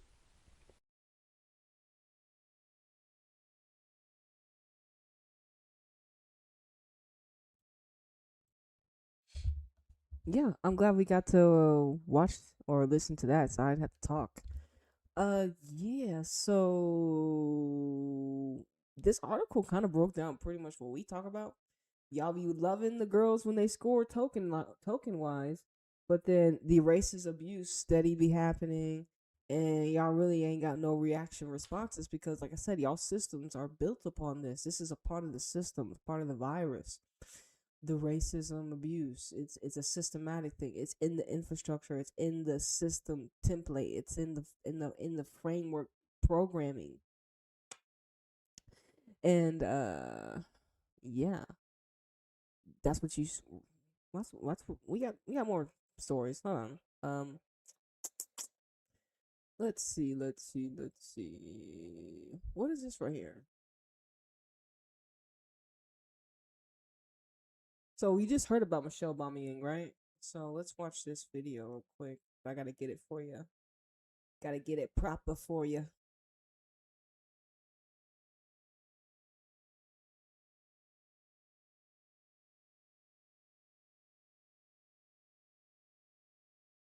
Uh,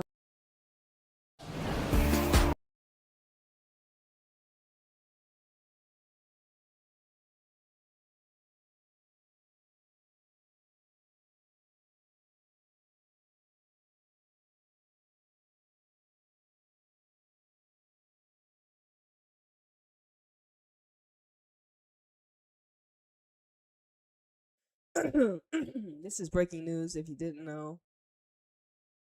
This is obviously post Euros.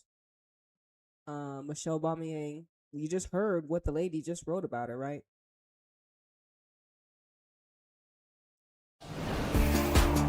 Right, breaking news from the WSL. It's bad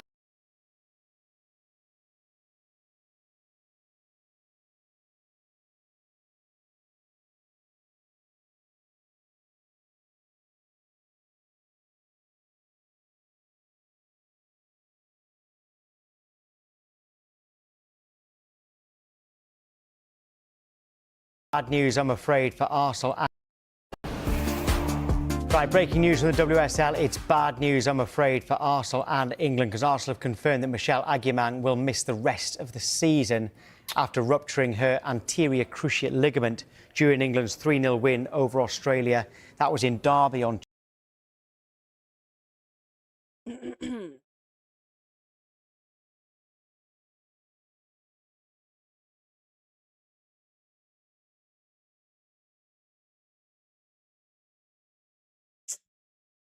Yep.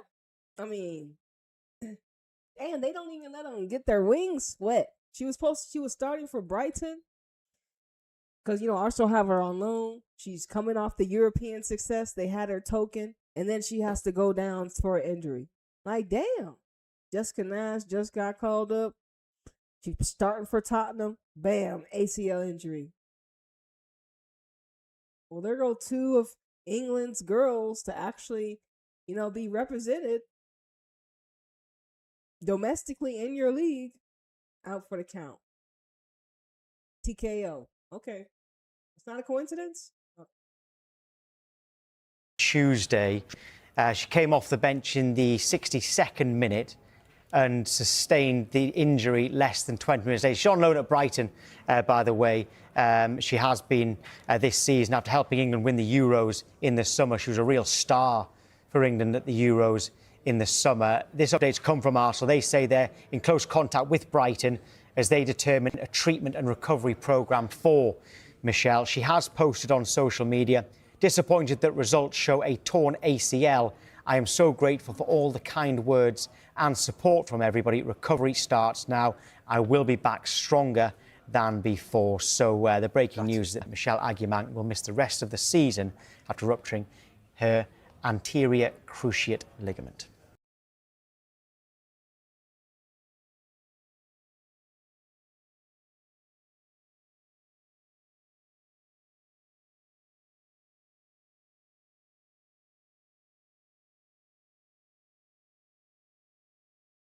And we got another video on Michelle, but let's talk more. Apparently, this is what Michelle, what happened to Michelle. Look, let's go on this Facebook post here first. Let's go on this Facebook post. England royal family under fire from Lioness fans after a good luck message that included photos of several players was missing young star Michelle Agyemang. It says England fans upset, and then here's the collective, which we got Spain is winning with support from Ghana.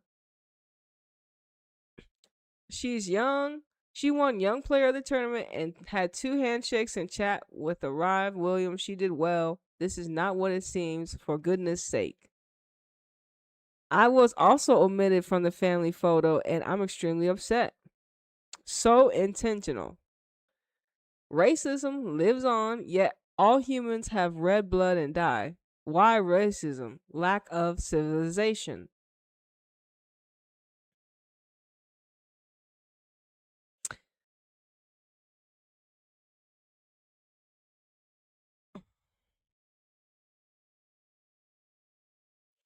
It says,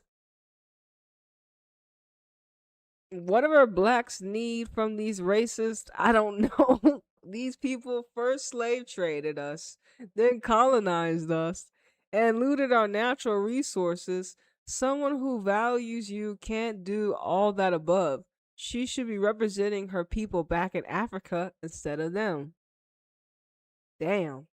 Everyone knows the royal family are flaming racist.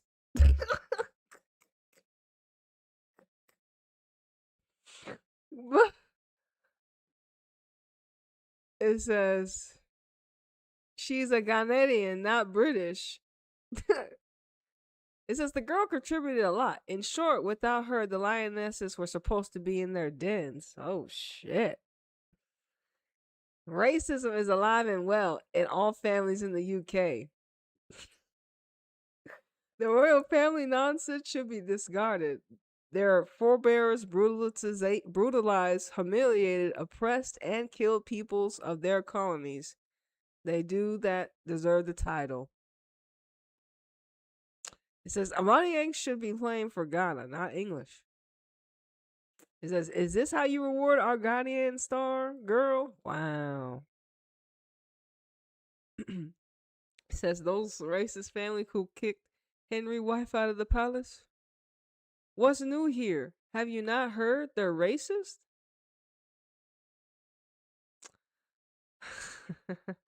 These people do not like us. Let's accept this fact and act accordingly. Exactly. She didn't want to be in the photo.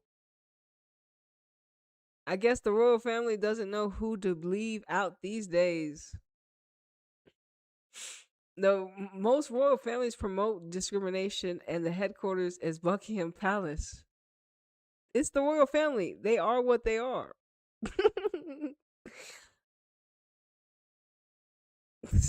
They're all racist by default. We all know how racist the British are. She should have switched her nationality back to the root of Ghana.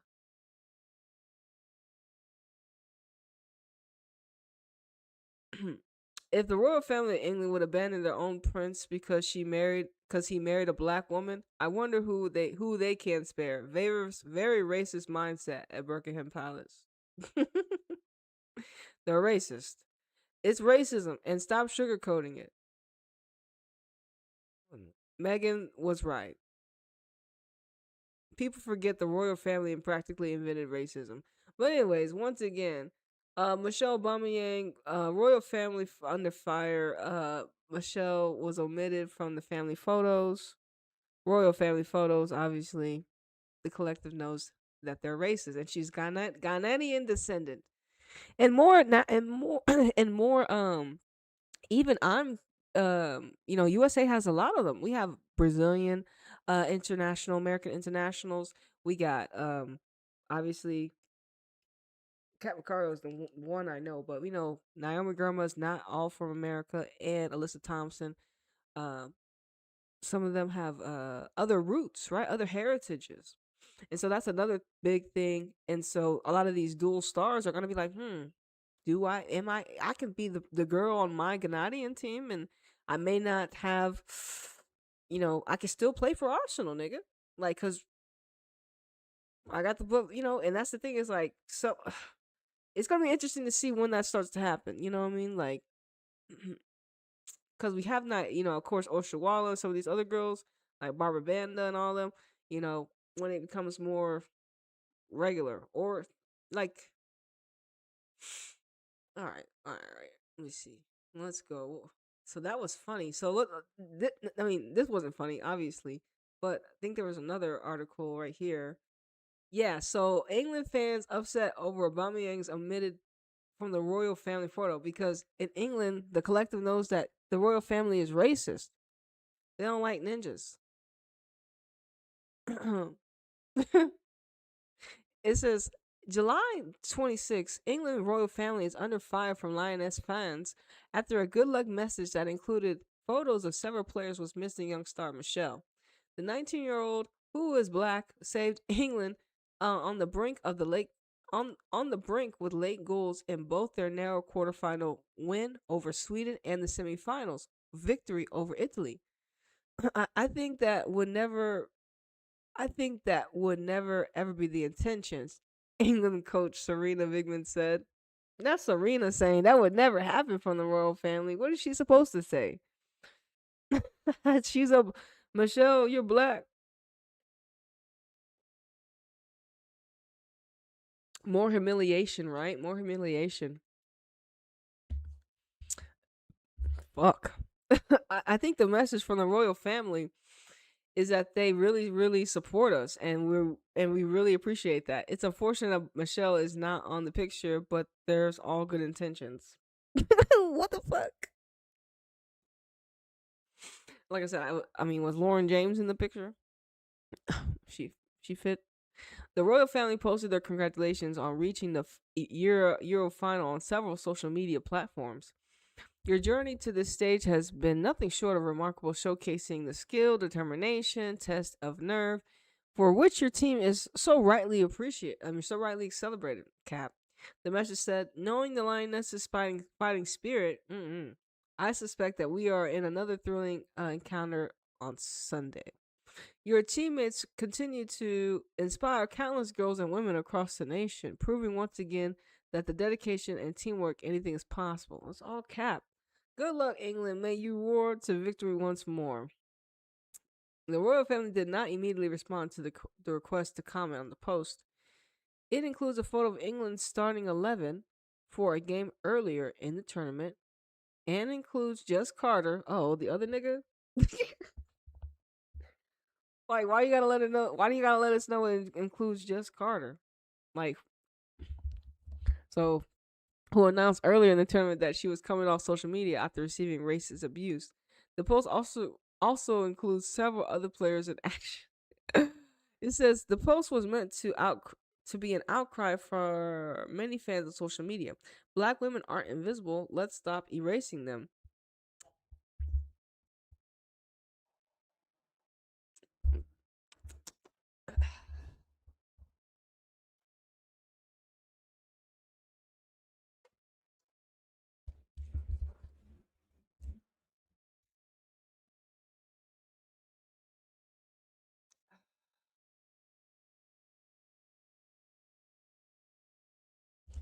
Yeah, so that was one. Let's watch this video. We got a video right here.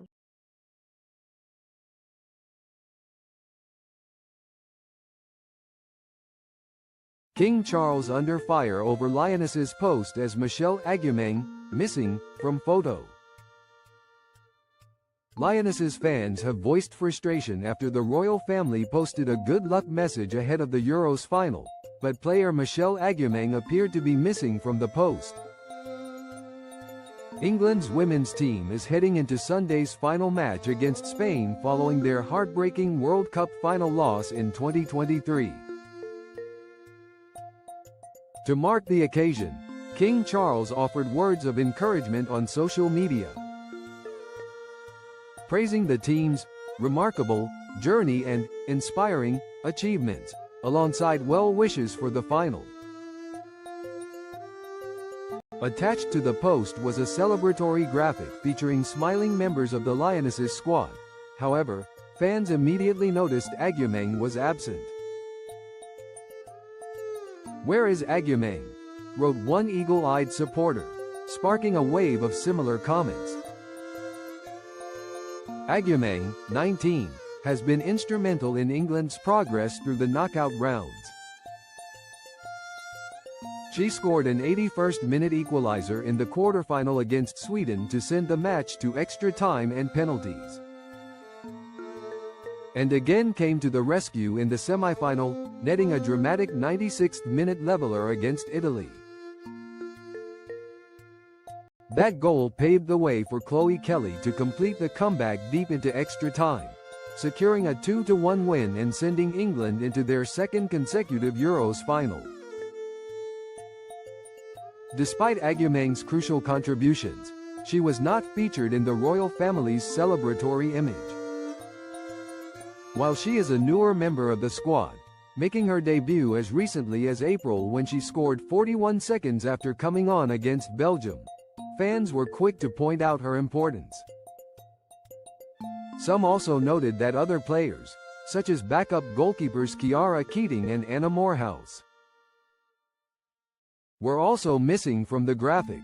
However, neither has featured in the tournament so far, whereas Agyemang's goals were decisive.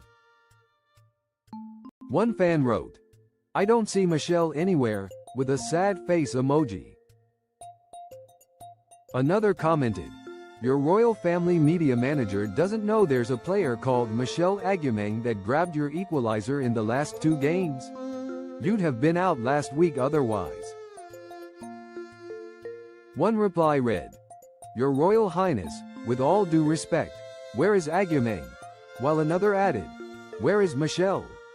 I think you need to update your photo." The royal family's message read, "My wife and I join all our family in wishing you, the proud Lionesses, our warmest congratulations on reaching the final of the UEFA Euro tournament. Your journey to this stage has been nothing short of remarkable, showcasing the skill, determination, and test of nerve, for which your team is so rightly celebrated. Knowing the Lionesses' fighting spirit, I suspect we are in for another thrilling encounter on Sunday. Your achievements continue to inspire countless girls and women across the nation, proving once again that with dedication and teamwork, anything is possible. Good luck, England. May you roar to victory once more."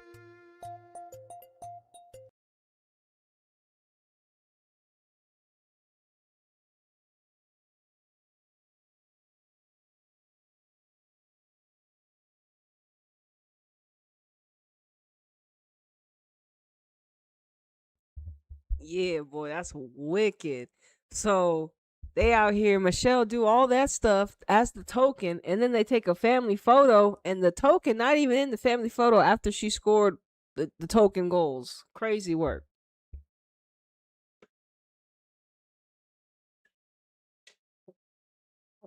And now she has an injury, and so she's gone for a couple months, right? And so poof. On to the next. Now with Jessica Nas, poof. Sit down. Something wicked going on. What y'all think? Y'all think this is normal?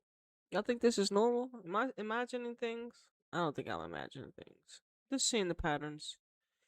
Let's see what we got here.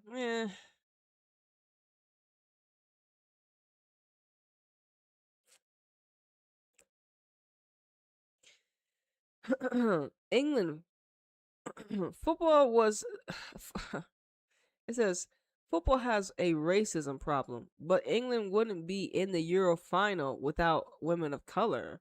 England are in the finals thanks to Michelle Aubameyang's stunning equalizer. She has been rightly praised, but the game still has a racism problem. You don't know, Michelle. Yo, we going in. I'm going in.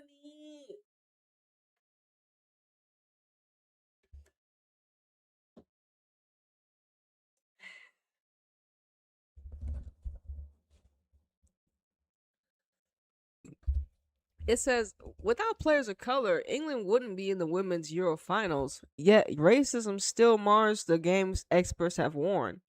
On Tuesday, July 22nd, 19-year-old Michelle Aubameyang scored a stunning last-minute equalizer against Italy. The stoppage goal followed by the 118-minute Chloe Kelly winner, get the Lionesses in the tournament. Michelle has rightfully laundered as a heroine, with many outlets describing her as England's savior.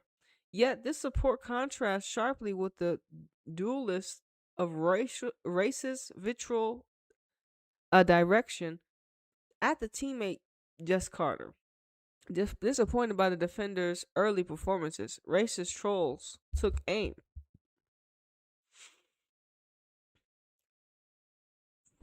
It says,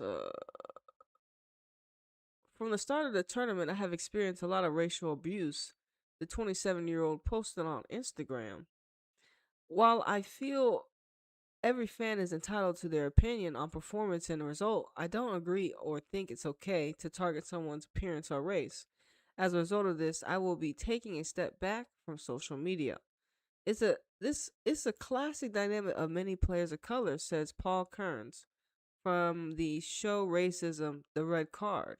Play well and you're heaped with praise, but make even one mistake, the racist abuse begins. It says the game has grown exponentially for the women. Kearns told Big Issue, and unfortunately, that means the positives and the real negatives of football come with that. That's acceptable. That's unacceptable. Racist abuse is all too common. England national teams, both men and women, are reliant on non-white players. In the current women's squad, Agyemang and Lauren James have both shown in the men's Euro 2024 semifinals against the Netherlands. 71 of the players had at least one parent or grandparent born outside the UK. Damn. What does it say? In the current women's squad, it's just Michelle and Lauren. Have But in the men's 2024 semifinal against Netherlands, 71% of the players had at least one grandparent born outside the UK. Why the Netherlands?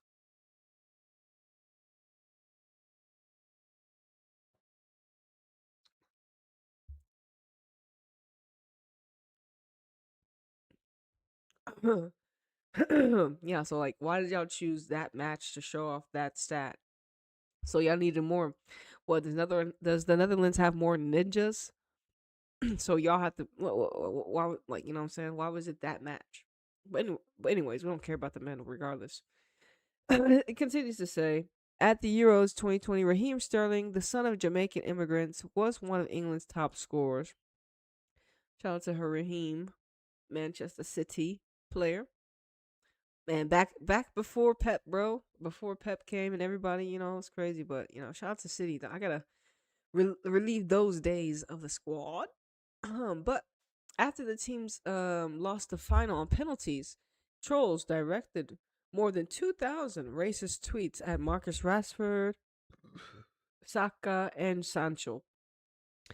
The message is grimly familiar. You're English when you score, but something else when you don't. Indeed, scoring is not always enough to keep the racist trolls at bay. I grew up in the 80s and I don't follow England men team anymore, says Kearns.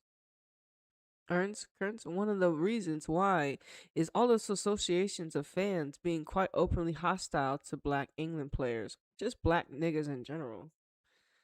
Duh. Just black niggas in general. Duh. Just say it. But that's so crazy, nigga. Y'all can't listen. Fuck you, niggas. Obviously, we're still gonna be great.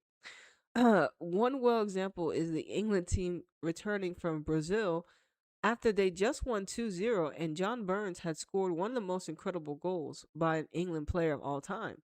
There were fans on the plane singing 1-0 on England because they didn't count the second goal because it was scored by a black player. Goddamn. Weak ass niggas.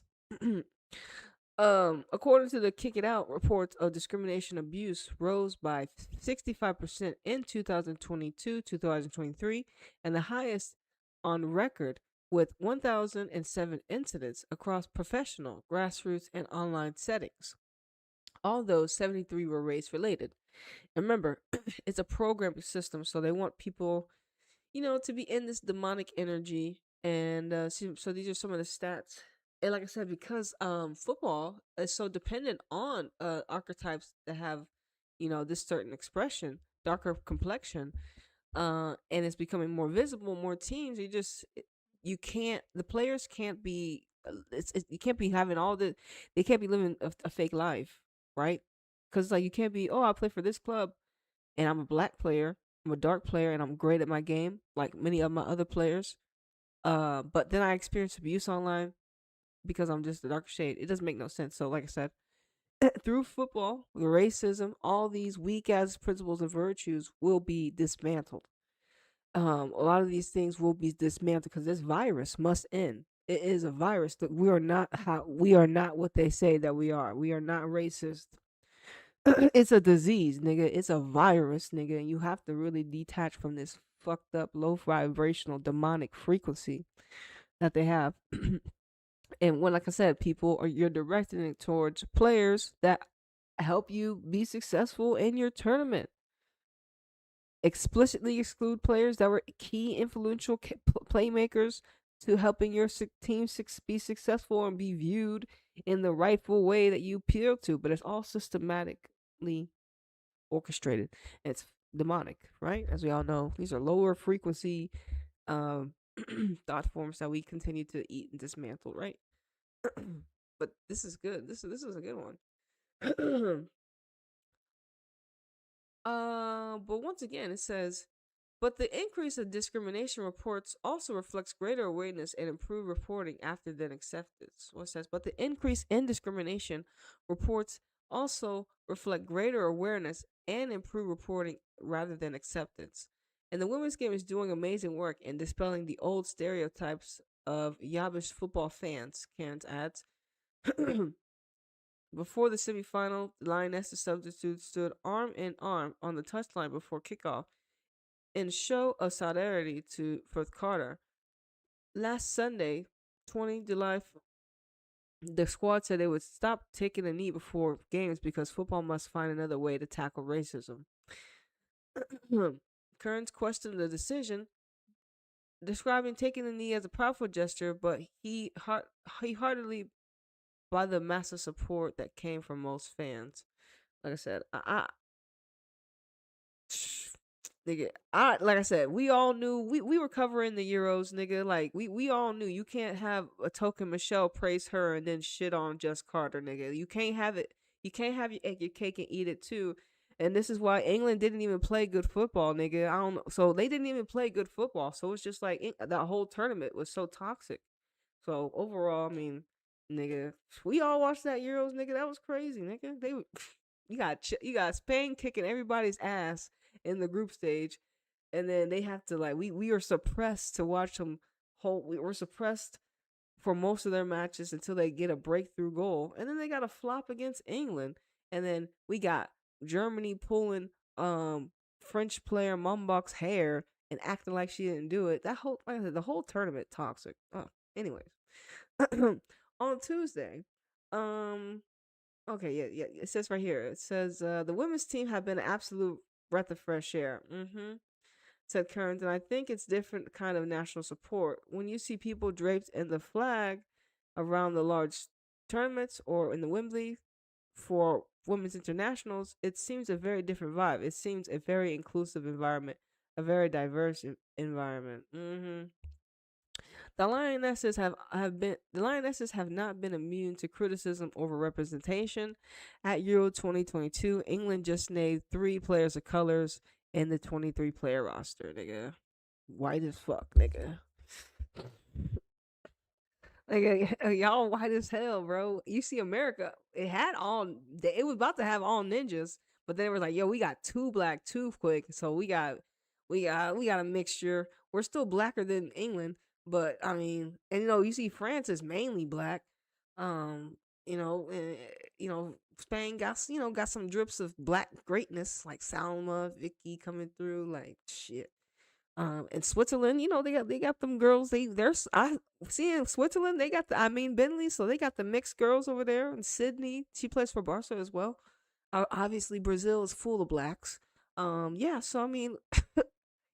When I look at it, like I said, England is a mainly white team, France a mainly black team, Brazil mainly black team, so Italy mainly, but okay, but England don't gotta be mainly white, you know what I'm saying? Brazil, they probably have to be mainly white, black. France probably got some geographical locations can't help that the best girls in their region are the darker skinned girls, but England, nigga, nah, nigga, y'all have to get help just to win to make sure all your girls are white, nigga. We gotta see. Y'all in Sweden, y'all have to miss 25 plus penalties for y'all to get to fucking win, nigga. See, this is cap. And then y'all still rely on the black girl to fucking get the job done, nigga. Michelle Obama, nigga. So it's like, what the fuck, England? Fuck, nigga. Fuck. Anyways.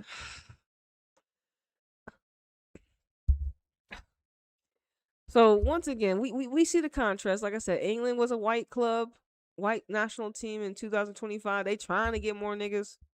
But they don't want more niggas, but they trying. Definitely not in the league, because they done sat down Michelle Agyemang and they done sat down Jessica Naz. Nigga, 2 niggas in the league was too much. They have Chelsea got full of them. They literally look, no Michelle Agyemang in Brighton no more, nigga. She went down with an injury this year. Jessica Naz went down again this year a couple days ago. No her. Like, what the fuck? That is fucking fucked up. This is so fucked up. And they're getting called up to England. This is so fucked up. She got hurt. Michelle got hurt during England. So fucked up, bro. Like, oh my god. England said no niggas. Alright, anyways.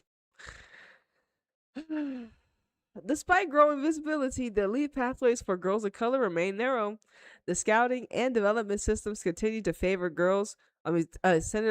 Continues to favor players from more affluent and wider areas. Man, they putting the bars, and this is my type of live stream Sunday.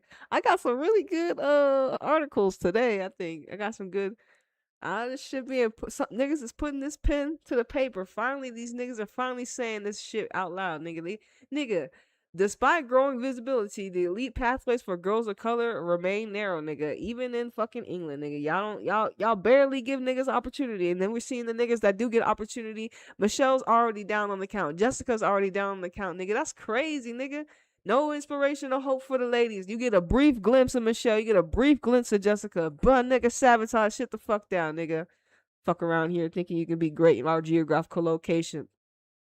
Nigga, I was watching this one political thing, and like I said, it's outright spiritual violation, nigga. It's outright just fucked up, nigga. These are young girls in their career. Right? I mean, they ain't did nothing to the world, nigga, but play football and be black, nigga. I mean, it is what it is, nigga. And they happen just to, they play. Like I said, she could have chose to fly the other flag, yes. But that don't mean she can't play in England in the league. But she can't be black and be British and in England and play. Damn, she not even playing for the top team, nigga. She playing for Brighton. Is it too much visibility? Damn, y'all snipe both of them down, nigga. Y'all snipe both of them down for me not to be like, fuck y'all niggas. Y'all snipe both Michelle and Jessica down, nigga. I can't believe it. Y'all some petty ass niggas. There ain't no excuses, nigga. You ain't gonna see it for 10 to 12 months. It's wicked work. I mean, it's wicked, nigga. It's wicked out here in these streets, nigga. These are souls, niggas. They're supposed to be. Listen, these are girls, young girls that are just supposed to be living their lives playing football in a league.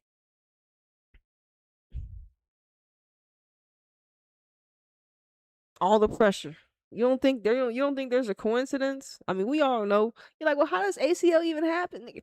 Nigga, it's spiritual. It's a spiritual shit, nigga. It's a spiritual thing, nigga. But it just can't. It just so happened to be Michelle and Jessica, nigga. It just so happened to be them, nigga. Get the fuck out of here. Yep. Once again, despite visibility, the elite pathways for girls of color remain narrow. The scouts of the development system continues to favor players from more affluent and wider areas. But it's slowly getting better, is it? Karen says, as women's football game generates more funding and attention, it's largely a financial issue of funding training hubs in deprived communities. Obviously, their system, like I said, it's all system. Like if your systems were a healthy ecosystem where every geographical location was a thriving natural suburb, thriving natural community, if we were all harmoniously looking, we would have talent everywhere. Obviously, we picked the best for our team geographically to be a successful football club. You know what I'm saying? But, since y'all infrastructure is not set up that way, and then y'all lean towards y'all's bias, nigga, we're all the way distorted. All the way distorted. Like, it's crazy. Oh my goodness. Let's see. It says, yeah, niggas, we need money, nigga. That's the only thing that niggas need. Niggas need currency, aka funding, bitch. Funding, give me that fucking cash, bitch. That infrastructure. We need money to build this infrastructure. Y'all niggas got these judges in your pockets. Y'all niggas got all this infrastructure to do this. Y'all can do that. Y'all can do, nigga. We need the same shit y'all got, nigga. We need the money, currency, bitch. Fuck around. We need the same infrastructure y'all putting y'all players through, nigga. We need the same shit too, nigga. Talking about And then some of us that don't even get the same infrastructure still their talent jumps through the roof. Then some girl y'all didn't put through the system day after day after day after day. She can never develop or produce what this girl then woke up and done, nigga. And there's like she can be one of her is like 13 of this girl. The fuck around here. But y'all it's a virus. It is a virus. It is a virus. It's a distortion. You start to see how it has ultimately punished some, gained favor for others, but ultimately, nigga, it has put us behind. It has put us behind. It has put us behind spiritually. Like the things that we could be doing with just knowing ourselves and knowing our soul and our mission, our purpose. Fucking distracted and bullshit. Like we've been deprived of, like I said, actually coming down and living the earth experience and actually enjoying it. You know, we're fighting through this warfare that's consistently trying to tell us that we're less than, always trying to put us down, ultimately keep us caged in, right? Just because we just want to live and enjoy the fucking world, fuck around with these niggas. And maybe just watch some football here and there, nigga. God damn it. But fuck these niggas. Yeah. Anyways, it says, like I said, England league had gone way back. England was not, the royal family said, fuck the blacks. Anyways, it says, going back to the last Euros, there was far criticism on the squad that it says there was a far criticism on the squad that it was the least diverse squad in the whole tournament. Damn, y'all are least divergent. That's an issue, England. And as much as there's probably lots of little girls across the country inspired by the Lionesses, there was a huge way of young girls that couldn't see themselves represented. Exactly, and that's what they want. Now, globally, if we're now, like I said, especially now that some of the tournaments are getting behind the wall, the last memory of some of y'all seeing y'all's teams free was a team of girls that didn't represent you. That's the last memory you'll have because you just fell off, and that's how it gets into your subconscious, and that's how you believe in the reality of how that was it. You know, see, that's that. Like I said, they always trying to subconsciously program us through symbolism, right? Even through the you know what I'm saying, nigga, through symbolism, nigga, they don't play around. They're not new to this. They true to this. This is what they do in their dungeons. They create stories from our imaginations, nigga. Wicked work. Wicked. They don't play fair, obviously. We don't either, because we create the rules as we go. Just like them bitches. Nigga, I create the rules as I go, ho. What the fuck wrong with you niggas? So I know there's a science and principle and virtue to it. Ho. Fuck around here. Alright. Anyways, sometimes we get lost in the sauce. It says, this is from Serena? Oh, Lord. Well, we're now gladly only a few short years. Okay, so we're now gladly only a few short years later on, we're in a position where, you know, cross your fingers crossed, three or four black players could be celebrating with a trophy on Sunday night. Okay. What was this one? Football has racism problem. But England wouldn't be in the Euro final without women of color. See, I didn't even point on this rhetoric. I was so anti-England during the tournament. I couldn't even bear to stand have a narrative for them niggas. But I like this little nigga. Hey, shout out to Michelle. Hey, look, England nigga. Hey, niggas is saying y'all wouldn't be anywhere without Michelle Obama, nigga. Ooh, nigga, put some currency on Michelle, nigga. And honestly, like I said, I think City played Brighton very early in the season, so I did get to see Michelle play. Fran Kirby and her were linking up, nigga, type shit, nigga, see? And they had to sit her down, bitch ass niggas. Fearful, nigga, Michelle. Nigga, she only 19, damn, nigga, what's y'all y'all capping out here, nigga. That she only didn't just save England's bitch ass niggas. But hey, they don't play fair, bro. Oh my, okay, they don't play fair. Oh, Lord have mercy. Well, I guess we gon' look. We're saving Arsenal for last, but let's tap into Mary Fowler, bro. Yo, as you all know, Mary Fowler is on the streets. Yeah, y'all know Mary Fowler dropped her book. Mary Fowler out here dropping her book. And we tapped into it. We were like, oh my goodness. So I guess we'll give y'all a fresh little update real quick on what happened with Mary Fowler. Hold on, let me play a video. Let's see. Yeah, but Mary back here, I saw this video on YouTube. And I was like, no way, Mary. As y'all know, she's been on the runway too.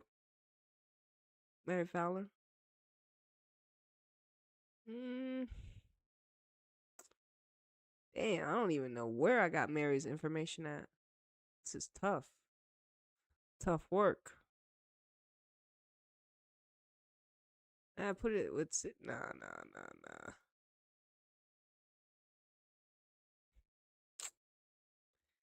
Well, maybe no update on Mary. We'll read about Mary. How about this?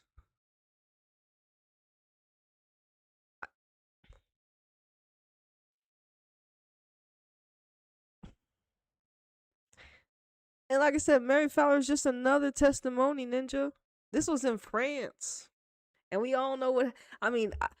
I got there's so many, but this time, I mean, we going in. Trinity Rodman in the head of the whole cap. I mean, this is a whole documentary of just the savagery of our girls in these geographical regions. You know, all they doing is playing football, nigga. Like the symbolic violence of Mary Fowler and how it did affect her. Like I said, she wrote in her book, we could not have Mary. But then it's really crazy because Australia got some social media things going on. But also what I didn't like is that Mary said she was hurt. And she would tell the medical staff, and the medical staff didn't believe her when she said she was hurt or she had some pain. And that's like I said, this is your player. And like, and it's in the same book, in the same article we were reading. Some of these articles we're reading, we're here for Mary saying like the coach wants you to play. Can you play 30 minutes? Begging her to play football, right?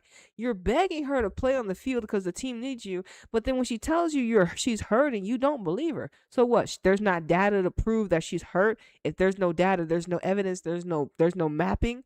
So it's just she say, or he say, she say, and then fuck around. What happens? The player is ultimately the one that suffers, obviously, because you in totality are not taking any consideration. You don't even believe that she's hurt. You know what I mean? It's all around distortion.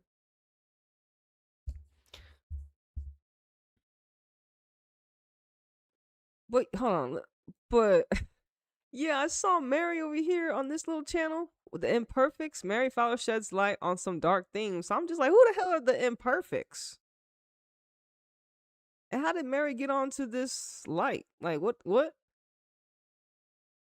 Who who are these people?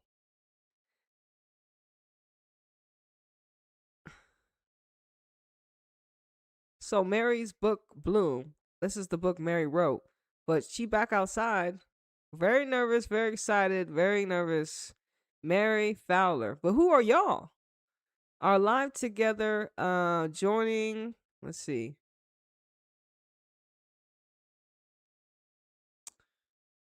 Yeah, and it's all these three men. I'm just like, who are these guys that Mary's got put on right quick? But I don't know how I got to this little page right here. I wanted to hear briefly.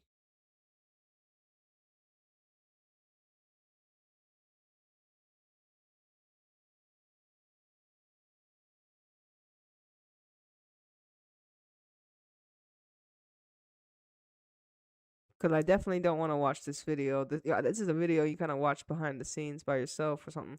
But I just wanted to see what she was going to say right here.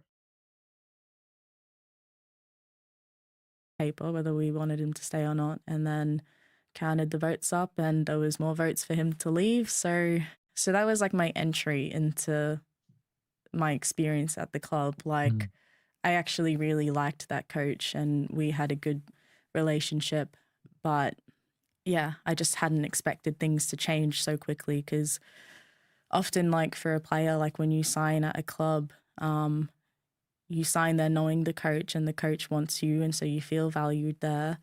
But if that coach leaves, you don't really know if the new coach is going to value you as much as that coach did. So there can be a lot of uncertainty around whether you're wanted there or not.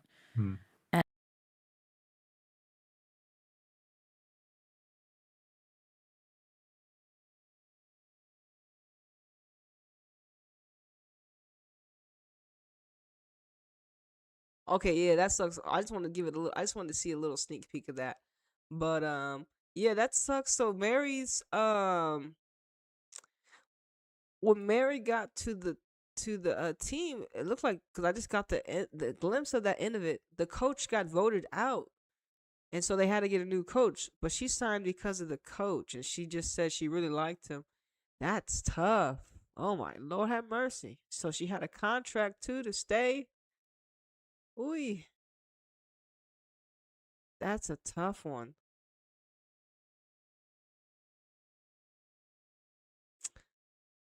Okay, let me just make sure. Ding ding ding ding. Oh yeah. What is this one? Okay, we read that one. All right, honey, y'all want some good news? Okay, we got some good news.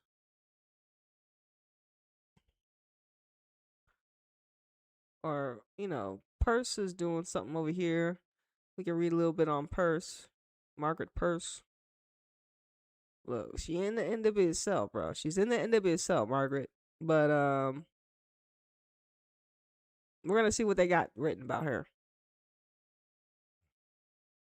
Margaret Purse just keeps winning, right? The comeback queen on re-signing with Gotham, the ACL injury that changed her perspective, and why she refuses to be defined by soccer.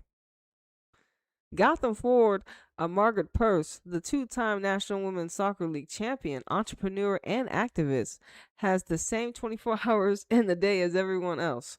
She swears. I scroll a lot on TikTok. She says, bright-eyed early in the morning despite landing in New York from Boston at midnight the night before. She was attending meetings at her alma mater, Harvard University, where she sits on the alumni board of overseers. Exactly 2 weeks prior, she hosted Gotham's most recent NWSL Championship trophy at the parade through the streets of Lower Manhattan. Sometime in between, she made a highly anticipated decision about where she'll play soccer next season, but more on that in a second season. First, she shows me her meticulous curated TikTok collection tab, at least 20 categorized folders of videos saved for easy reference.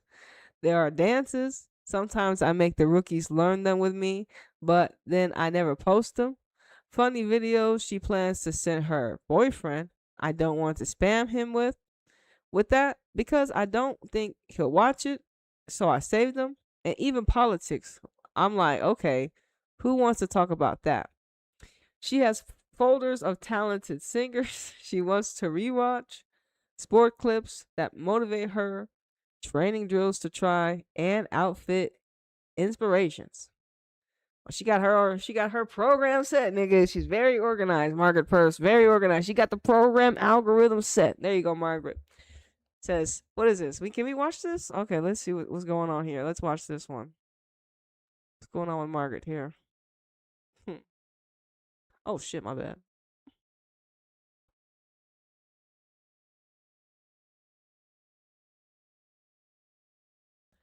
Hey man, if you don't like Margaret, Merge. That's what she said. Merge. Her name is Merge Purse. If you don't like Merge, I mean you're a hater, obviously.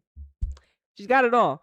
So I'm happy. If she happy, I'm happy. Understand, we know where she plays, we know what team she plays for, but ultimately, you got to see her winning, and it's good to see. I don't want her. You know what I'm saying? She had to come back from her ACL injury. She was part of America's team. Will she get some more love because she's transitioned? You know what I'm saying, to a new. She got leverage now. She don't really need the NWSL. She already got the off season. She can start producing content over there, nigga. Look. Hey, shout out to Margaret Purse in this bitch. I mean, sorry, Merge. My bad. Merge Purse, nigga. Hey, yo, I see you.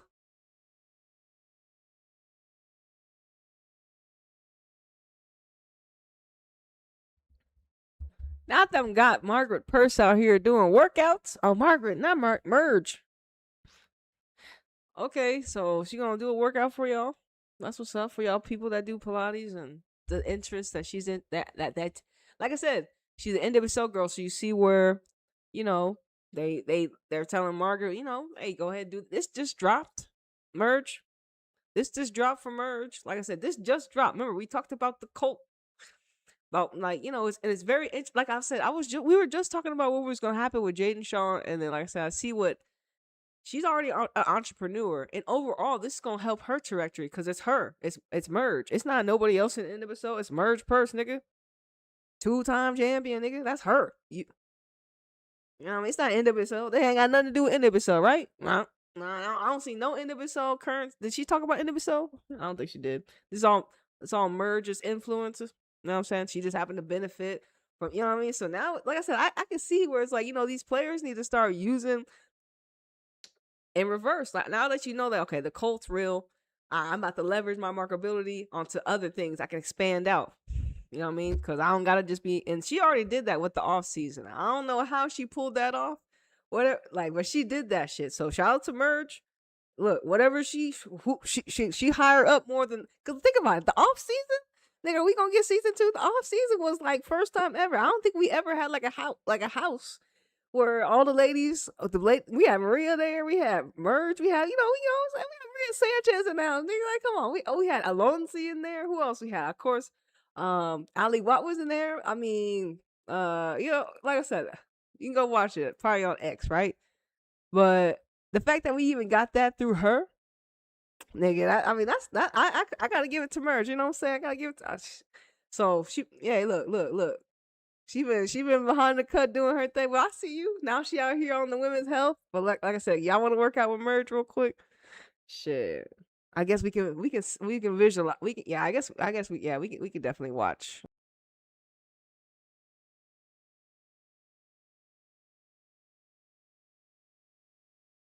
Nah, why did she tell us it's weird romances? She's a freak. Oh, Margaret Midge Purse is a freak. She got freaky love stories in her book. Hey, but she did the workout for us. Appreciate it. She's gonna show us what's in her big ass bag she got right there. And then so we already got some books. She's a reader. And she's from Howard, obviously. Intelligent woman, Purse. She gotta do what she gotta do. You gotta be moving smart, especially if you want to fuck around in the yourself. You know what I'm saying? I bet she learned that pretty easily. And like I said, remember, like, all season when she was debating, it's like, do I stay or do I go? Like, we all kind of saw her like kind of debate that, and I didn't know where she was gonna go. She ended up staying, nigga. Fucked around and find out they got another championship, nigga. Now she on Women Health USA, nigga.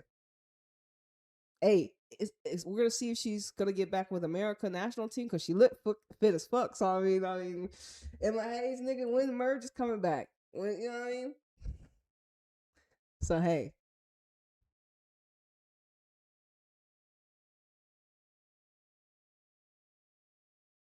They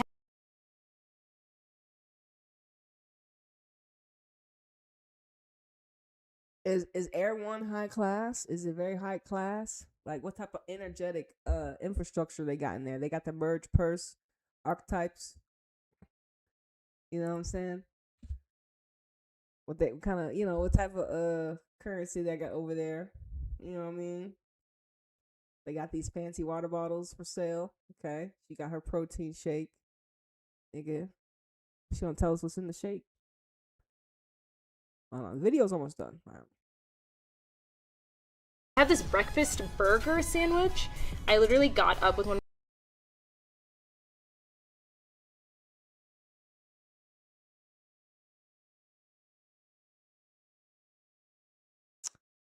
Oh, the YouTube got. Hold on. Sorry, the YouTube got taken. It says stream unavailable. Okay, stream suspended for policy violations. Oh, Lord have mercy. So maybe Margaret Purse. No, I don't think it was that video. So we're gonna see what happened real quick. Hold on. Bear with your girl. We gotta see what caused the copyright, or you never know nowadays. How King Charles under fire over lionesses. Not the King Charles post.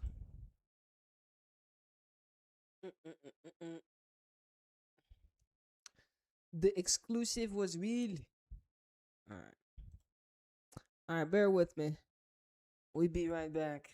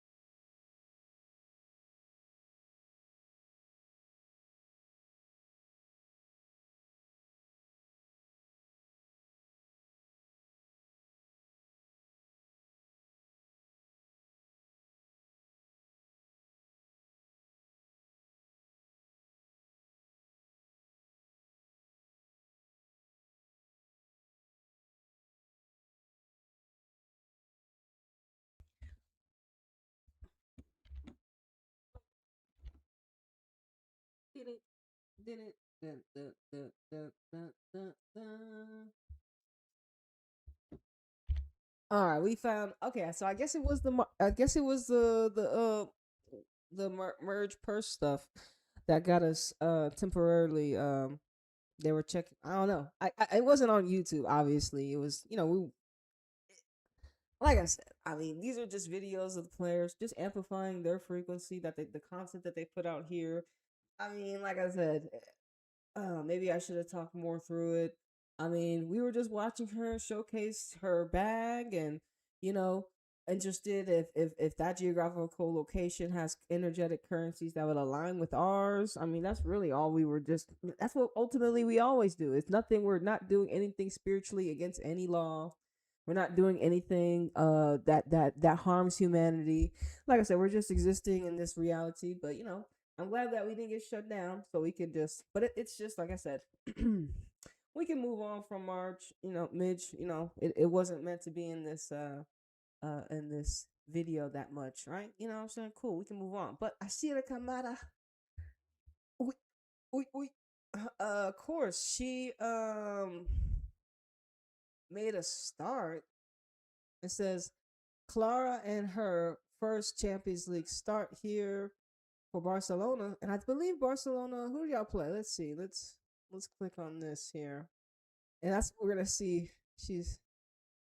They said both played great. There you go. Let's see if we go to Oh wow, this is the Champions League website. That's what they posted, and then Barcelona obviously had posted They said Salma Padre wanted a photo with Ashira Kamada after the game, but she was too shy to do so. So I guess the girl doesn't know she's the girl now. The girl doesn't know she's the girl now. We are so happy for her. We have to celebrate her first start. Like I said, I haven't been watching Champions League right now. But we read about her. I don't think there's any audio. But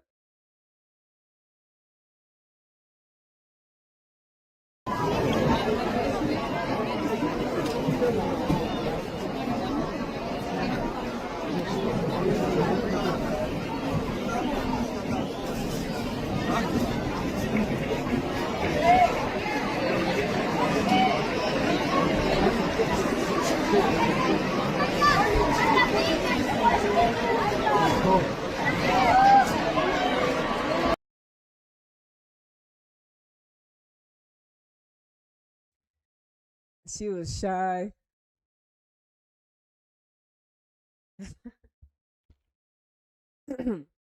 But also Vicky and Patry walking around on crutches. I mean Vicky. Why did I say Vicky?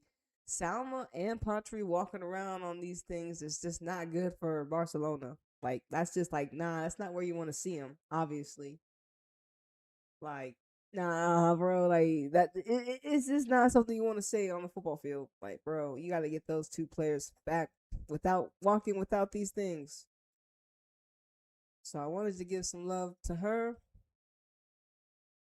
You know what I mean? I guess we're gonna go to the heavy. Go to the what's going on here? What's going on here with Arsenal and the unrest in the locker room? Does it have any truth? But there's multiple articles written. But mainly, I wouldn't really have tapped into this if I didn't see Olivia Smith. But talk about it, like I said, like how Olivia Smith just signed, if you don't know, with Arsenal for like £1 million or something, just recently. Not even 6 months ago. And so when it comes to power dynamics in the locker room, you think she assimilated that quickly to know the ins and outs? I highly doubt that. But some knucklehead asked her about it, and they asked other players about it. We're gonna see other players talk about it, because we just want to know like what happened, what's going on in the locker room, and who holds. It looks like like I said, there's fighting, and honestly, I'm here for the tea to see if we can get down to business, see if we can get down to see what's going on here, and like I said, players like Olivia Smith, Mariona. Trying to think about who else is over there. um, obviously, Emily Fox and Jenna over there. So we do have American players that are kind of involved in this whatever's going on in the locker room shenanigans. And this is still after what England win the fucking Euros artificially, and Arsenal get to beat Barcelona, but there's internal friction. Like, come on now, y'all off a check and a check in y'all's blueprint, right? But what's going on inside now? It's now that y'all won it all. Some people are not satisfied. Some people want more. We'll see if we can get down to some of the information and rhetoric. But I guess y'all remember when Jonas quit? that was kind of out the blue. That nigga popped up as the San Diego Wave head coach. Like, you know what I mean? That nigga was like, I quit. So ain't no telling. It's like he even though he is a foreigner, so he technically was on foreign land. They don't really gotta respect you. Like that, I guess. I shouldn't say that, but anyways, he quit. They didn't take him out. So AI gave me a little overview. It says recent reports, primarily The Athletic, detailed long-standing unrest and a splintered atmosphere in the Arsenal women's dressing room, citing player power, cultural clashes, and structural issues under both Jonas and in turn Renee Slegers, who has since denied the claims, claiming it's outside noise and highlighting the team's competitive but high performance environment. Through sources suggest persistent issues with player influence and club strategy remain. The Athletic, OneFootball, and online groomer as reports by the New York Times and OneFootball. It says, key points from returns, long-term issues, tensions aren't new, persisting for years and intensifying with increased media and player influence in the growing women's game, say The Athletic and OneFootball. Player influence. A small group of senior players reportedly wield significant power, leading a difficult place to feel comfortable and a splintered squad, according to The Athletic and OneFootball. Damn. Cultural class. Sources describe an environment so competitive and yet so disrespectful. Oh, so competitive. Whatever. Issues extend to the wider club strategy and accountability above the coaching staff, says Athletic. Management response. Denial of unrest. Y'all gonna just flat out deny that y'all are not having unrest. But who leaked what, bro? But who, like, who, like I said, like, who said something? Like, that's what things, like, what's the TT? Like, what happened? So they said that this is an ongoing issue. Who is a small group of senior players reportedly wield significant power? But my thing is, who's the main op? Like, there's a collective, but who's the nigga making the most noise that's saying who blew the whistle, nigga? That's what we need to know, because we know there's an in crowd and then there's opposition. Like, ain't no way this article gets out and someone's not talking, nigga. And then they gotta outright deny it, nigga. They gotta everyone. They got the players denying it. They got everyone denying it. But someone leaked. Someone snitched. They said it's an ongoing issue, nigga. So it has to be someone that's been in the trenches for a long time. What y'all think? It's someone that's been in the cut. And so that's why the T gets T. And I'm just like, oh my goodness, are we gonna get any information? Like, okay. So that's why I'm like, it was even difficult just to even find this type of article, because it's the narrative. Like, this is the article, I believe. Right here, we're gonna see if we can get on this one. Let's go on this one. Okay, this is a woman Moy. Oh yeah. So the T is, so we got woman Moy. She's a fullback, obviously. It says addresses room unrest at Arsenal. It says Woman Moy has talked down reports of unrest in Arsenal dressing room ahead of the Champions League clash. It says what has been said about the Arsenal dressing room. A report in the Athletic last month delved into alleged long-standing tensions within the Arsenal dressing room. See, ooh, like Athletic, like who, nigga, who said something, nigga? So like, and when did it come to blows, and why now, nigga? And that's my thing. It's like, who triggered this fucking moment? Because it's like something had happened behind the scenes where this shit is out in the open now. The smoke is clear. Someone's dream came true. They're like, oh, I can't wait till they all find out we got some beef in this bitch. I can't wait. And honestly, I've been waiting too, because it's like I said, they got Arsenal winning all these trophies, right? Champions League and all this weak ass shit artificially, and y'all look like the perfect happily family. Y'all archetypes are all the same type shit ass. So I'm just like, how can there be internal beef? Who is the main stronghold currency in the room? And I'm just like, damn. So that's why I really know, how is y'all politicking work over there? How is y'all politicking work over there? Y'all do got $1 million player named Olivia Smith that y'all put on Front Street, but I'm just like, who blew the whistle? Who blew the whistle? So it's like in a report in a Athletic last month delved into alleged long-standing tension with the Arsenal dressing room, and then they're telling us nobody. And it says during which it claimed that there have been problems for many years, and some players wield significant influence. Some players, who's these some players? We know that the white ones, obviously, most of them are white. So, but who are the players? You know what I'm saying? But who are the players? And like I said, like when it comes to significance, like what is the significant about them? Because like we know Arsenal is white, but what is it that they get in benefit? Like what is it like? Because like I don't really follow Arsenal like that, and because they're white. So I mean, that's what's crazy. The white people are beefing. Y'all beefing, nigga? Y'all beefing. So we in some white people business right now. Arsenal beefing. Cause there ain't no ninjas over there. So Arsenal beefing with themselves. Y'all got tension with yourselves, niggas? That's the T. Nigga, what y'all, they're beefing with each other. They finally got some unrest. Ooh. So anyways, there's a little, I'm just saying, nigga, and everyone's denying it, nigga. But people are saying, nigga, even people on the streets are saying, nah, it's real. We had a look at anyways, let's continue. During which it was claimed that there has been problems for many years, and some players wield significant influence.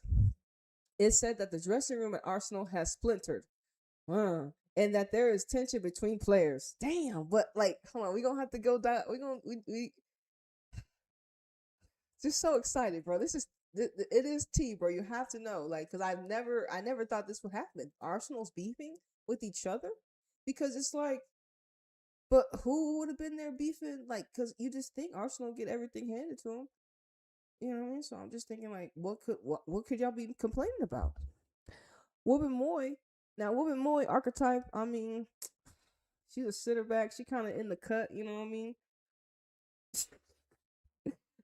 When quizzed on the report during Arsenal pre-match press conference ahead of the clash with Twin, Woman Moy said, "We would invite you in the training ground to see what it's like on the inside. What we're doing is special. We believe in ourselves and are empowered by Renee to create a culture that everyone contributes to." Woman Moy also spoke on the importance of wearing the Arsenal badge, insisting that there is a responsibility every time she wears it. She also praised the leadership in the camp, as I don't think you need an armband. I don't think you need a label in order to be able to lead. I think that there's multiple players that aren't in. It says I think that there are multiple players that aren't in the leadership group that also show traits that are really strong leadership and contribution to the environment. Okay. Woman Moy praised the Arsenal dressing room after recent repost of unrest. Her comments come from Arsenal legend Ian Wright suggests that there is dissension and unhappy players in the dressing room because of the Athletic report. Someone got it. They exposed some. Look, who wrote the Athletic article, nigga? Because they like, nigga, I'm gonna put this T in here. See, listen, someone created the story with this shit, and we don't know what type of information we're gonna get, but we just know that players are beefing, and it's been a long time coming, nigga. And you know what? It's about time y'all fucking tell the truth, nigga.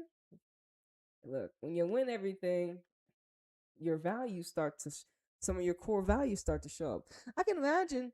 It makes sense. They just quote unquote won the Champions League, right? Some of them girls are like, all right, bet. Whew. They did what they needed to do. And now, they let their true images show. They're like, man, I've been wearing a mask for this long, nigga. Fuck all you motherfuckers in this bitch right now. And they're like, the fuck, nigga? Hey, I'm the head honcho, nigga. You know what I'm saying? So I don't know what's going on. Look, I don't know what's going on. I'm just capping, right? Because I don't have white people problems. But the white girls are fighting. They're fighting. There's something going on over there. And the fact that everyone's saying there's nothing's going on is like they're saying something's going on. So I'm just saying. And you can't have Olivia Smith, Woman Moy, Steph Cat Lee all talk about it. I want to hear from like other archetypes. I don't want to hear from those girls. Especially not Olivia Smith. You can't ask Olivia Smith about nothing that she don't know. You need to know, you need a girl that's been in the trenches before the Champions League, before all the, y'all got, Arsenal is so white. They have a lot of visibility. Ain't no telling what them girls be put through. I'm just saying. Once again, unhappy players. We're going to have to see if I can read this article. We also ensured a message to Arsenal players insisting that they have to expect reports like this due to size of the stature of the club. Wait, what? How? When has an article ever been written like this about Arsenal? That's why it's so shocking. Like, I've never seen anything been written about Arsenal ever. I never seen it. Since I've been tapped in, I've never really seen articles about Arsenal bad. They're the white team, bro. They don't get in trouble. You know what I mean? Like, I really ain't never seen it. So this is the first time I'm seeing like, we know that Jonas left, but we were just like, well, we didn't give a fuck. He was a nigga. You know what I'm saying? And bye. He got replaced by a woman. Oh, bye, Jonas. See ya.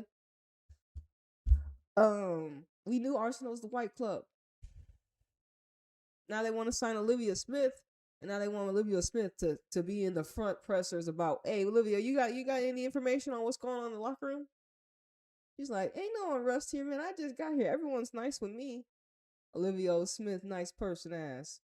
She's the last person you're supposed to be asking these questions about. Poor Olivia. She's like, man, I'm not even in this. I just got here. Y'all got drama. I told y'all they're not going to be protecting Olivia Smith. God damn it. Like I told y'all, man. You think Olivia Smith want to come to a team where y'all got internal beef already, nigga? Olivia then fucked up Olivia then illuminated something in that fucking locker room. You think it's all Olivia Smith's fault? Olivia Smith showed up to the locker room and she's that ninja. and then she goes down with an injury. And now she back. She's scoring goals because she is that girl. But why now? Huh? Like right at the end of the year? Like this? Who wrote the article? We gonna write. We gonna. Like I said, let's continue. I never, like I said, I don't think that Arsenal was expecting this. Someone leaked. Hey man, we ain't asked about no, we ain't worried about the match against Twin. Let's go to this one. We ain't worried about the match. We know Arsenal's. They said Arsenal beat Barcelona, and that was cap. Dressing room unrest and recruitment concerns. Report sheds light on Arsenal women. An article from The Athletic has delved into long-standing issues for Renee. And like I said, she's still new. How long she been with this team Arsenal? She been with them for a long time, or she really like maybe 2 seasons in? Like she ain't really been with the ladies that long. I don't know her. I don't know her like that because I don't know Arsenal like that. But we gonna try to get to find out. We'll see what they all about. It says okay.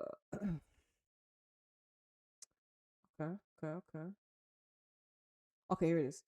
On Wednesday morning, The Athletic published an in-depth investigation by Megan Feringer, which sheds new light on what's truly going on behind the scenes at Arsenal, and it paints a far more complex picture than simple poor form. This is Megan's reporting, drawing on multiple anonymous sources close to the club, suggests that Arsenal's recent struggles are not isolated to injuries or tactical decisions, but stem from deeper structural and cultural issues within the women's setup.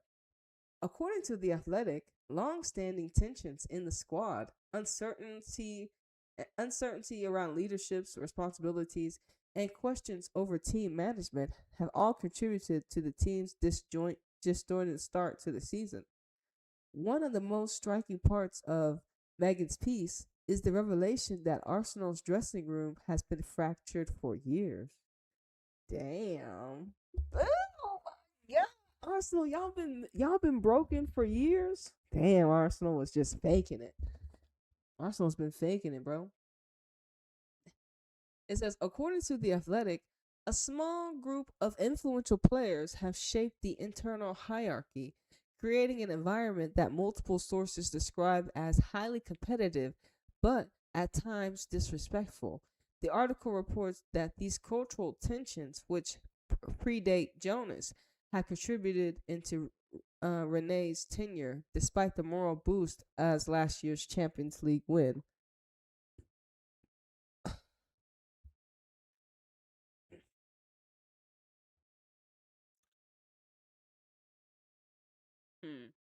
This is a key point because it challenges the perceptive that Arsenal recent struggles are new or purely tactical. Instead, Megan suggests that the cracks have been present for years.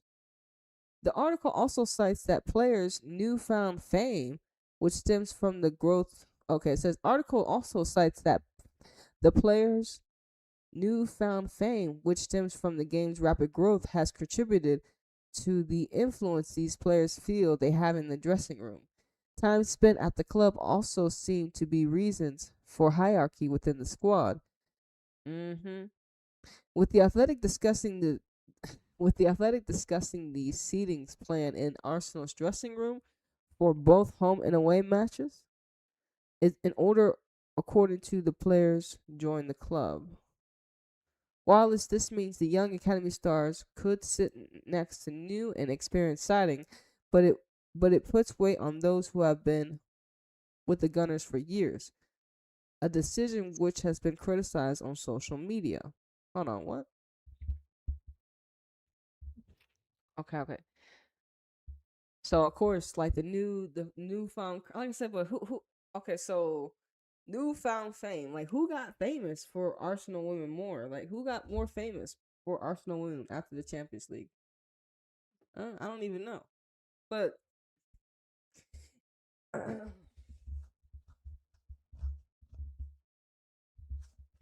what I'm like. Who got famous? Like who got more famous? like who? But the article also cites players' newfound fame and who got new. Like who Who got more notoriety? Someone fooling themselves right now? They finna expose it all, nigga. Type shit as I'm finna crash out. All right, so time spent at the club also seems to be a reason for hierarchy within the squad. Obviously, they niggas feel like they've been a part of the squad for that long that you know they feel like they have weight. Yep, with the Athletic discussing the new seating plan in Arsenal's dressing room. Okay, there's a new seating plan. Okay, it says for both home and away matches is ordered according to when the players join the club. While this means that young academy stars could sit next to new and experienced signings, but it puts weight on those who have been with Gunners for years, a decision which has been criticized on social media. So I don't understand. Like that doesn't make any sense. Is that's y'all? That's what y'all mad about?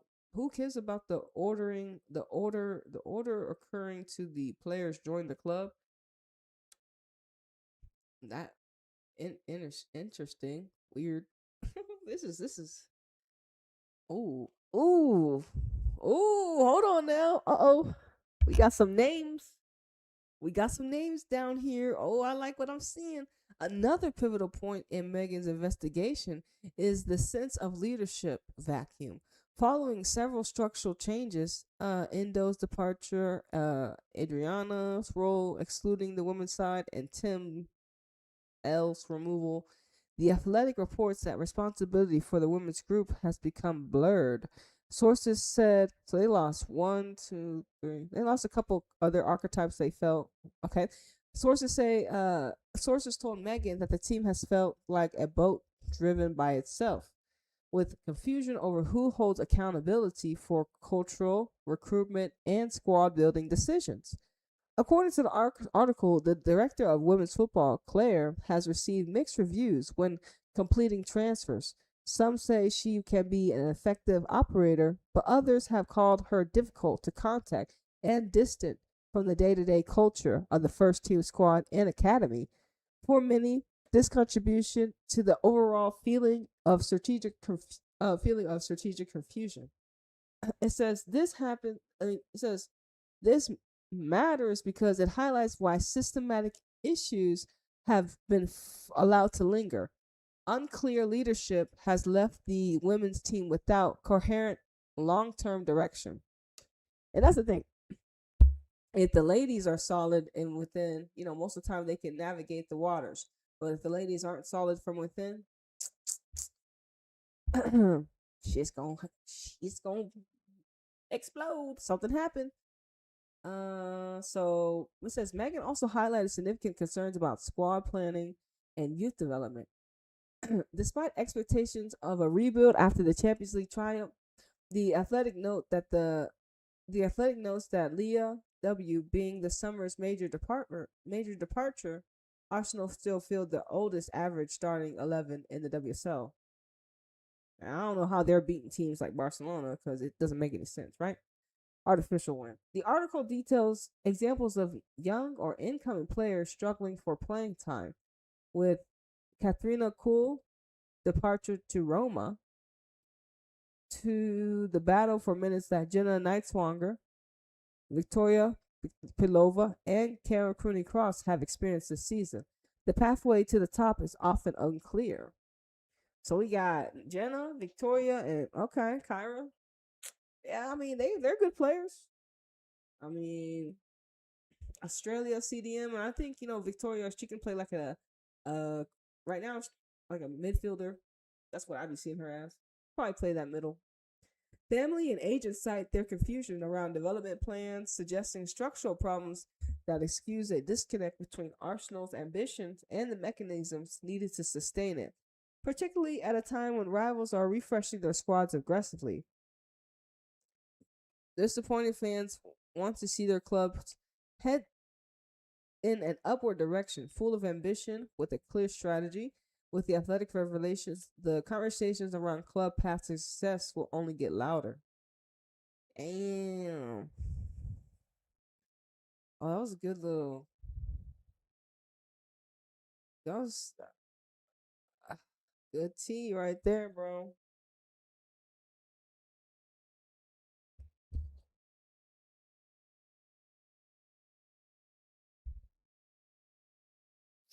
Wow. And then, like I said, the denial from the coach. It's unfortunate that there's noise on the outside. Damn. It's unfortunate that there's noise on the outside. Sager denies reports of unrest at Arsenal. A report by The Athletic claimed that there were some players wield significant influence in the dressing room, which has caused division.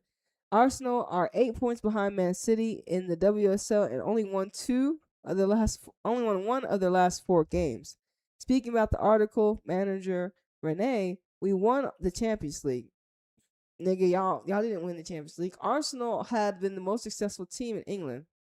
Nope, that's a lie. And there will be noise. There is noise, and there was an article that's all on the outside. That's crazy. We know what we're going to do on the inside, and it's a high performance environment, so it's very challenging environment. We demand a lot of our things from each other, and it should be like that. I think if you go and have a look at any place internally, you see some really, really good things going on.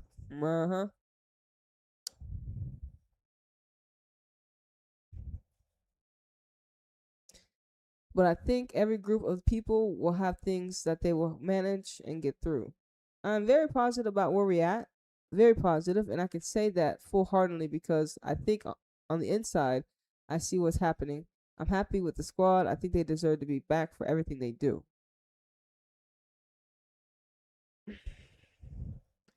We're in the process. I believe in the process, and we're going in a really good direction. So it's unfortunate that there's noise on the outside, but there will be noise on the outside.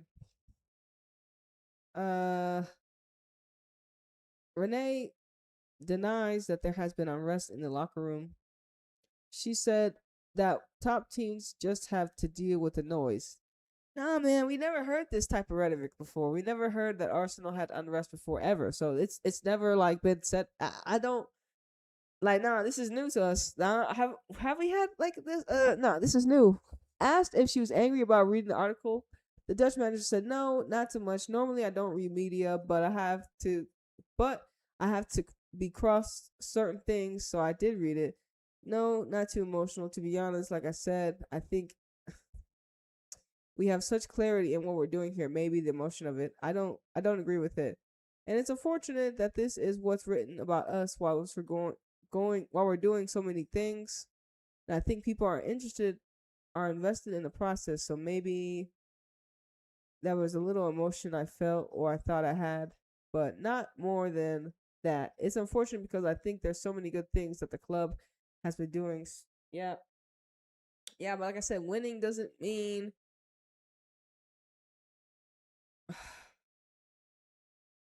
yeah, I mean winning doesn't secure safety, nigga.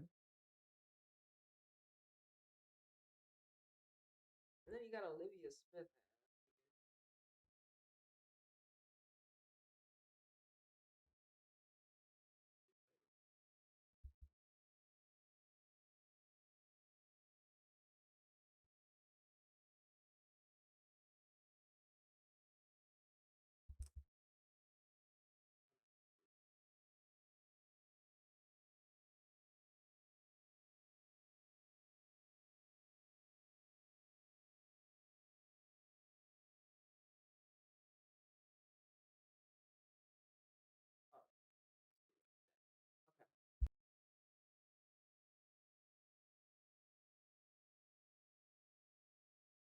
First of all, you must have some great memories of playing for Liverpool. How was it playing against your former club? Yeah, it was a great game. They definitely made it difficult for us, but I'm really happy to get on the score sheet as well. Yeah, I was going to say, what was going through your head once you scored the goal? Yeah, I was really excited, but again, I have so much respect for them. They did so much for me over the time that I was there, so yeah, just a great moment for me. It's a long game, the Liverpool equalised, and it was a second half where Arsenal couldn't convert as many chances as they would have liked. What did you think? What were you thinking going through the game? I think the biggest thing was going to the second half. We knew the first half wasn't good enough. We need to put our chances away, and that's something that we're going to work on moving forward as well. But Arsenal are creating a lot of chances. Is that a step in the right direction? Yeah, 100%. I think it's positive. We're getting in the right positions. It's just a matter of putting the ball in the back of the net. And looking ahead to FC20 in the Champions League, obviously a big game. What's your thoughts? Yeah, the biggest thing, we want to come out and end this first half of the season on 5 wins, really. So the next game, yeah, we're just looking forward to it, to be on the front foot. And then there's been an article in The Athletic about the dressing room and disharmony in the dressing room. What's your take as a player? For me, I think if you look at us on the pitch, we're cohesive, we're together, and I don't think you should really believe everything that you read because, you know, our club is just so together and we're a family, so yeah. And obviously you only joined recently. What are the main differences between being at Arsenal and being at Liverpool now? Yeah, like telling Olivia to say don't believe everything that you read. Damn. She says watch me play football. So do we believe Olivia? Like I said, what can she say, man? Why would he even ask her that? That made no damn sense anyways. It's the last question she needs to be answering. Obviously. Let me see.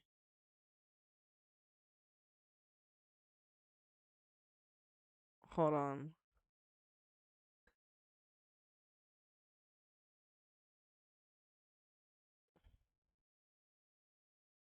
Let's see. Hold on. Let's hear this. I haven't watched this video, but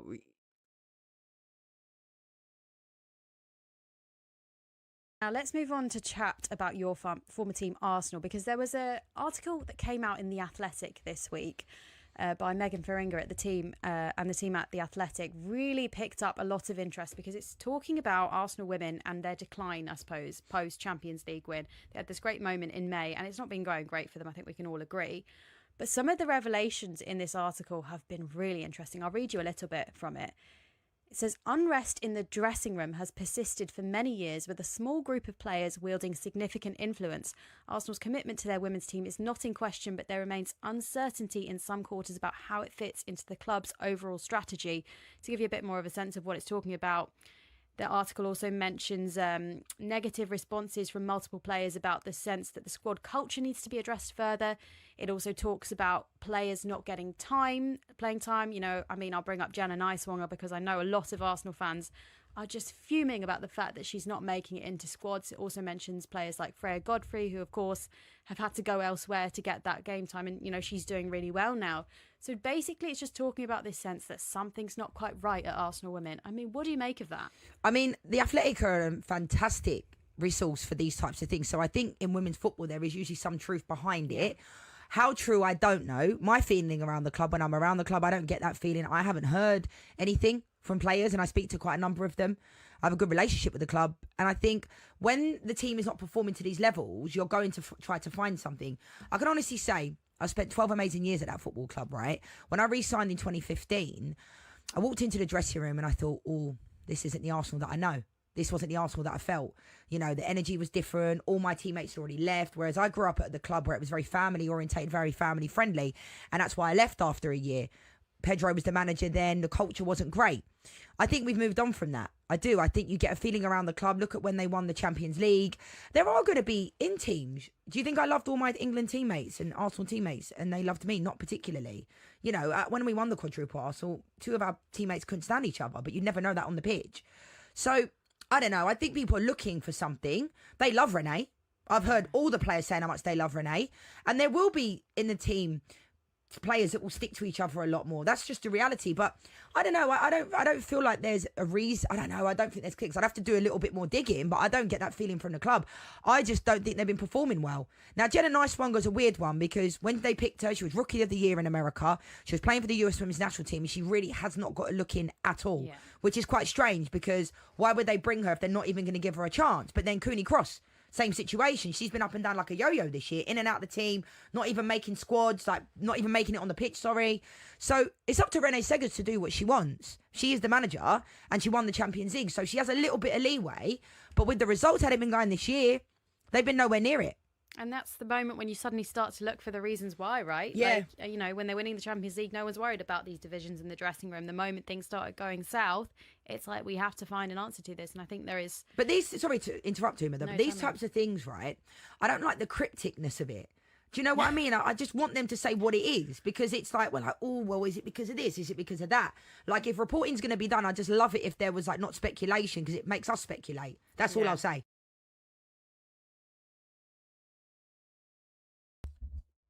Of course, that's from Leanne Sanderson. Obviously, let's read some of the collective thoughts real quick here. Let's see.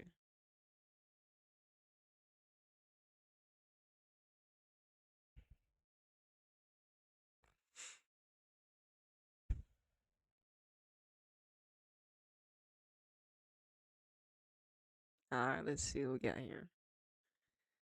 Someone said, quite a sensible explanation from Leanne.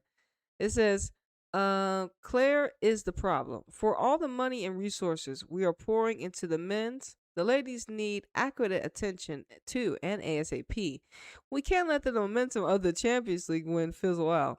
As much as I love Kim and the girls, her, Lottie, and others need to be moved on. Replacements found for Mead.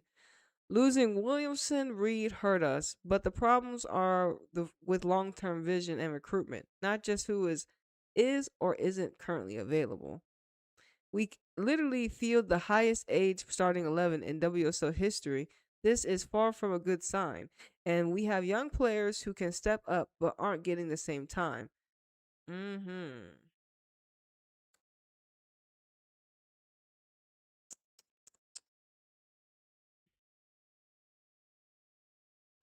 Right, so they blaming Claire W. Claire, please come to the front.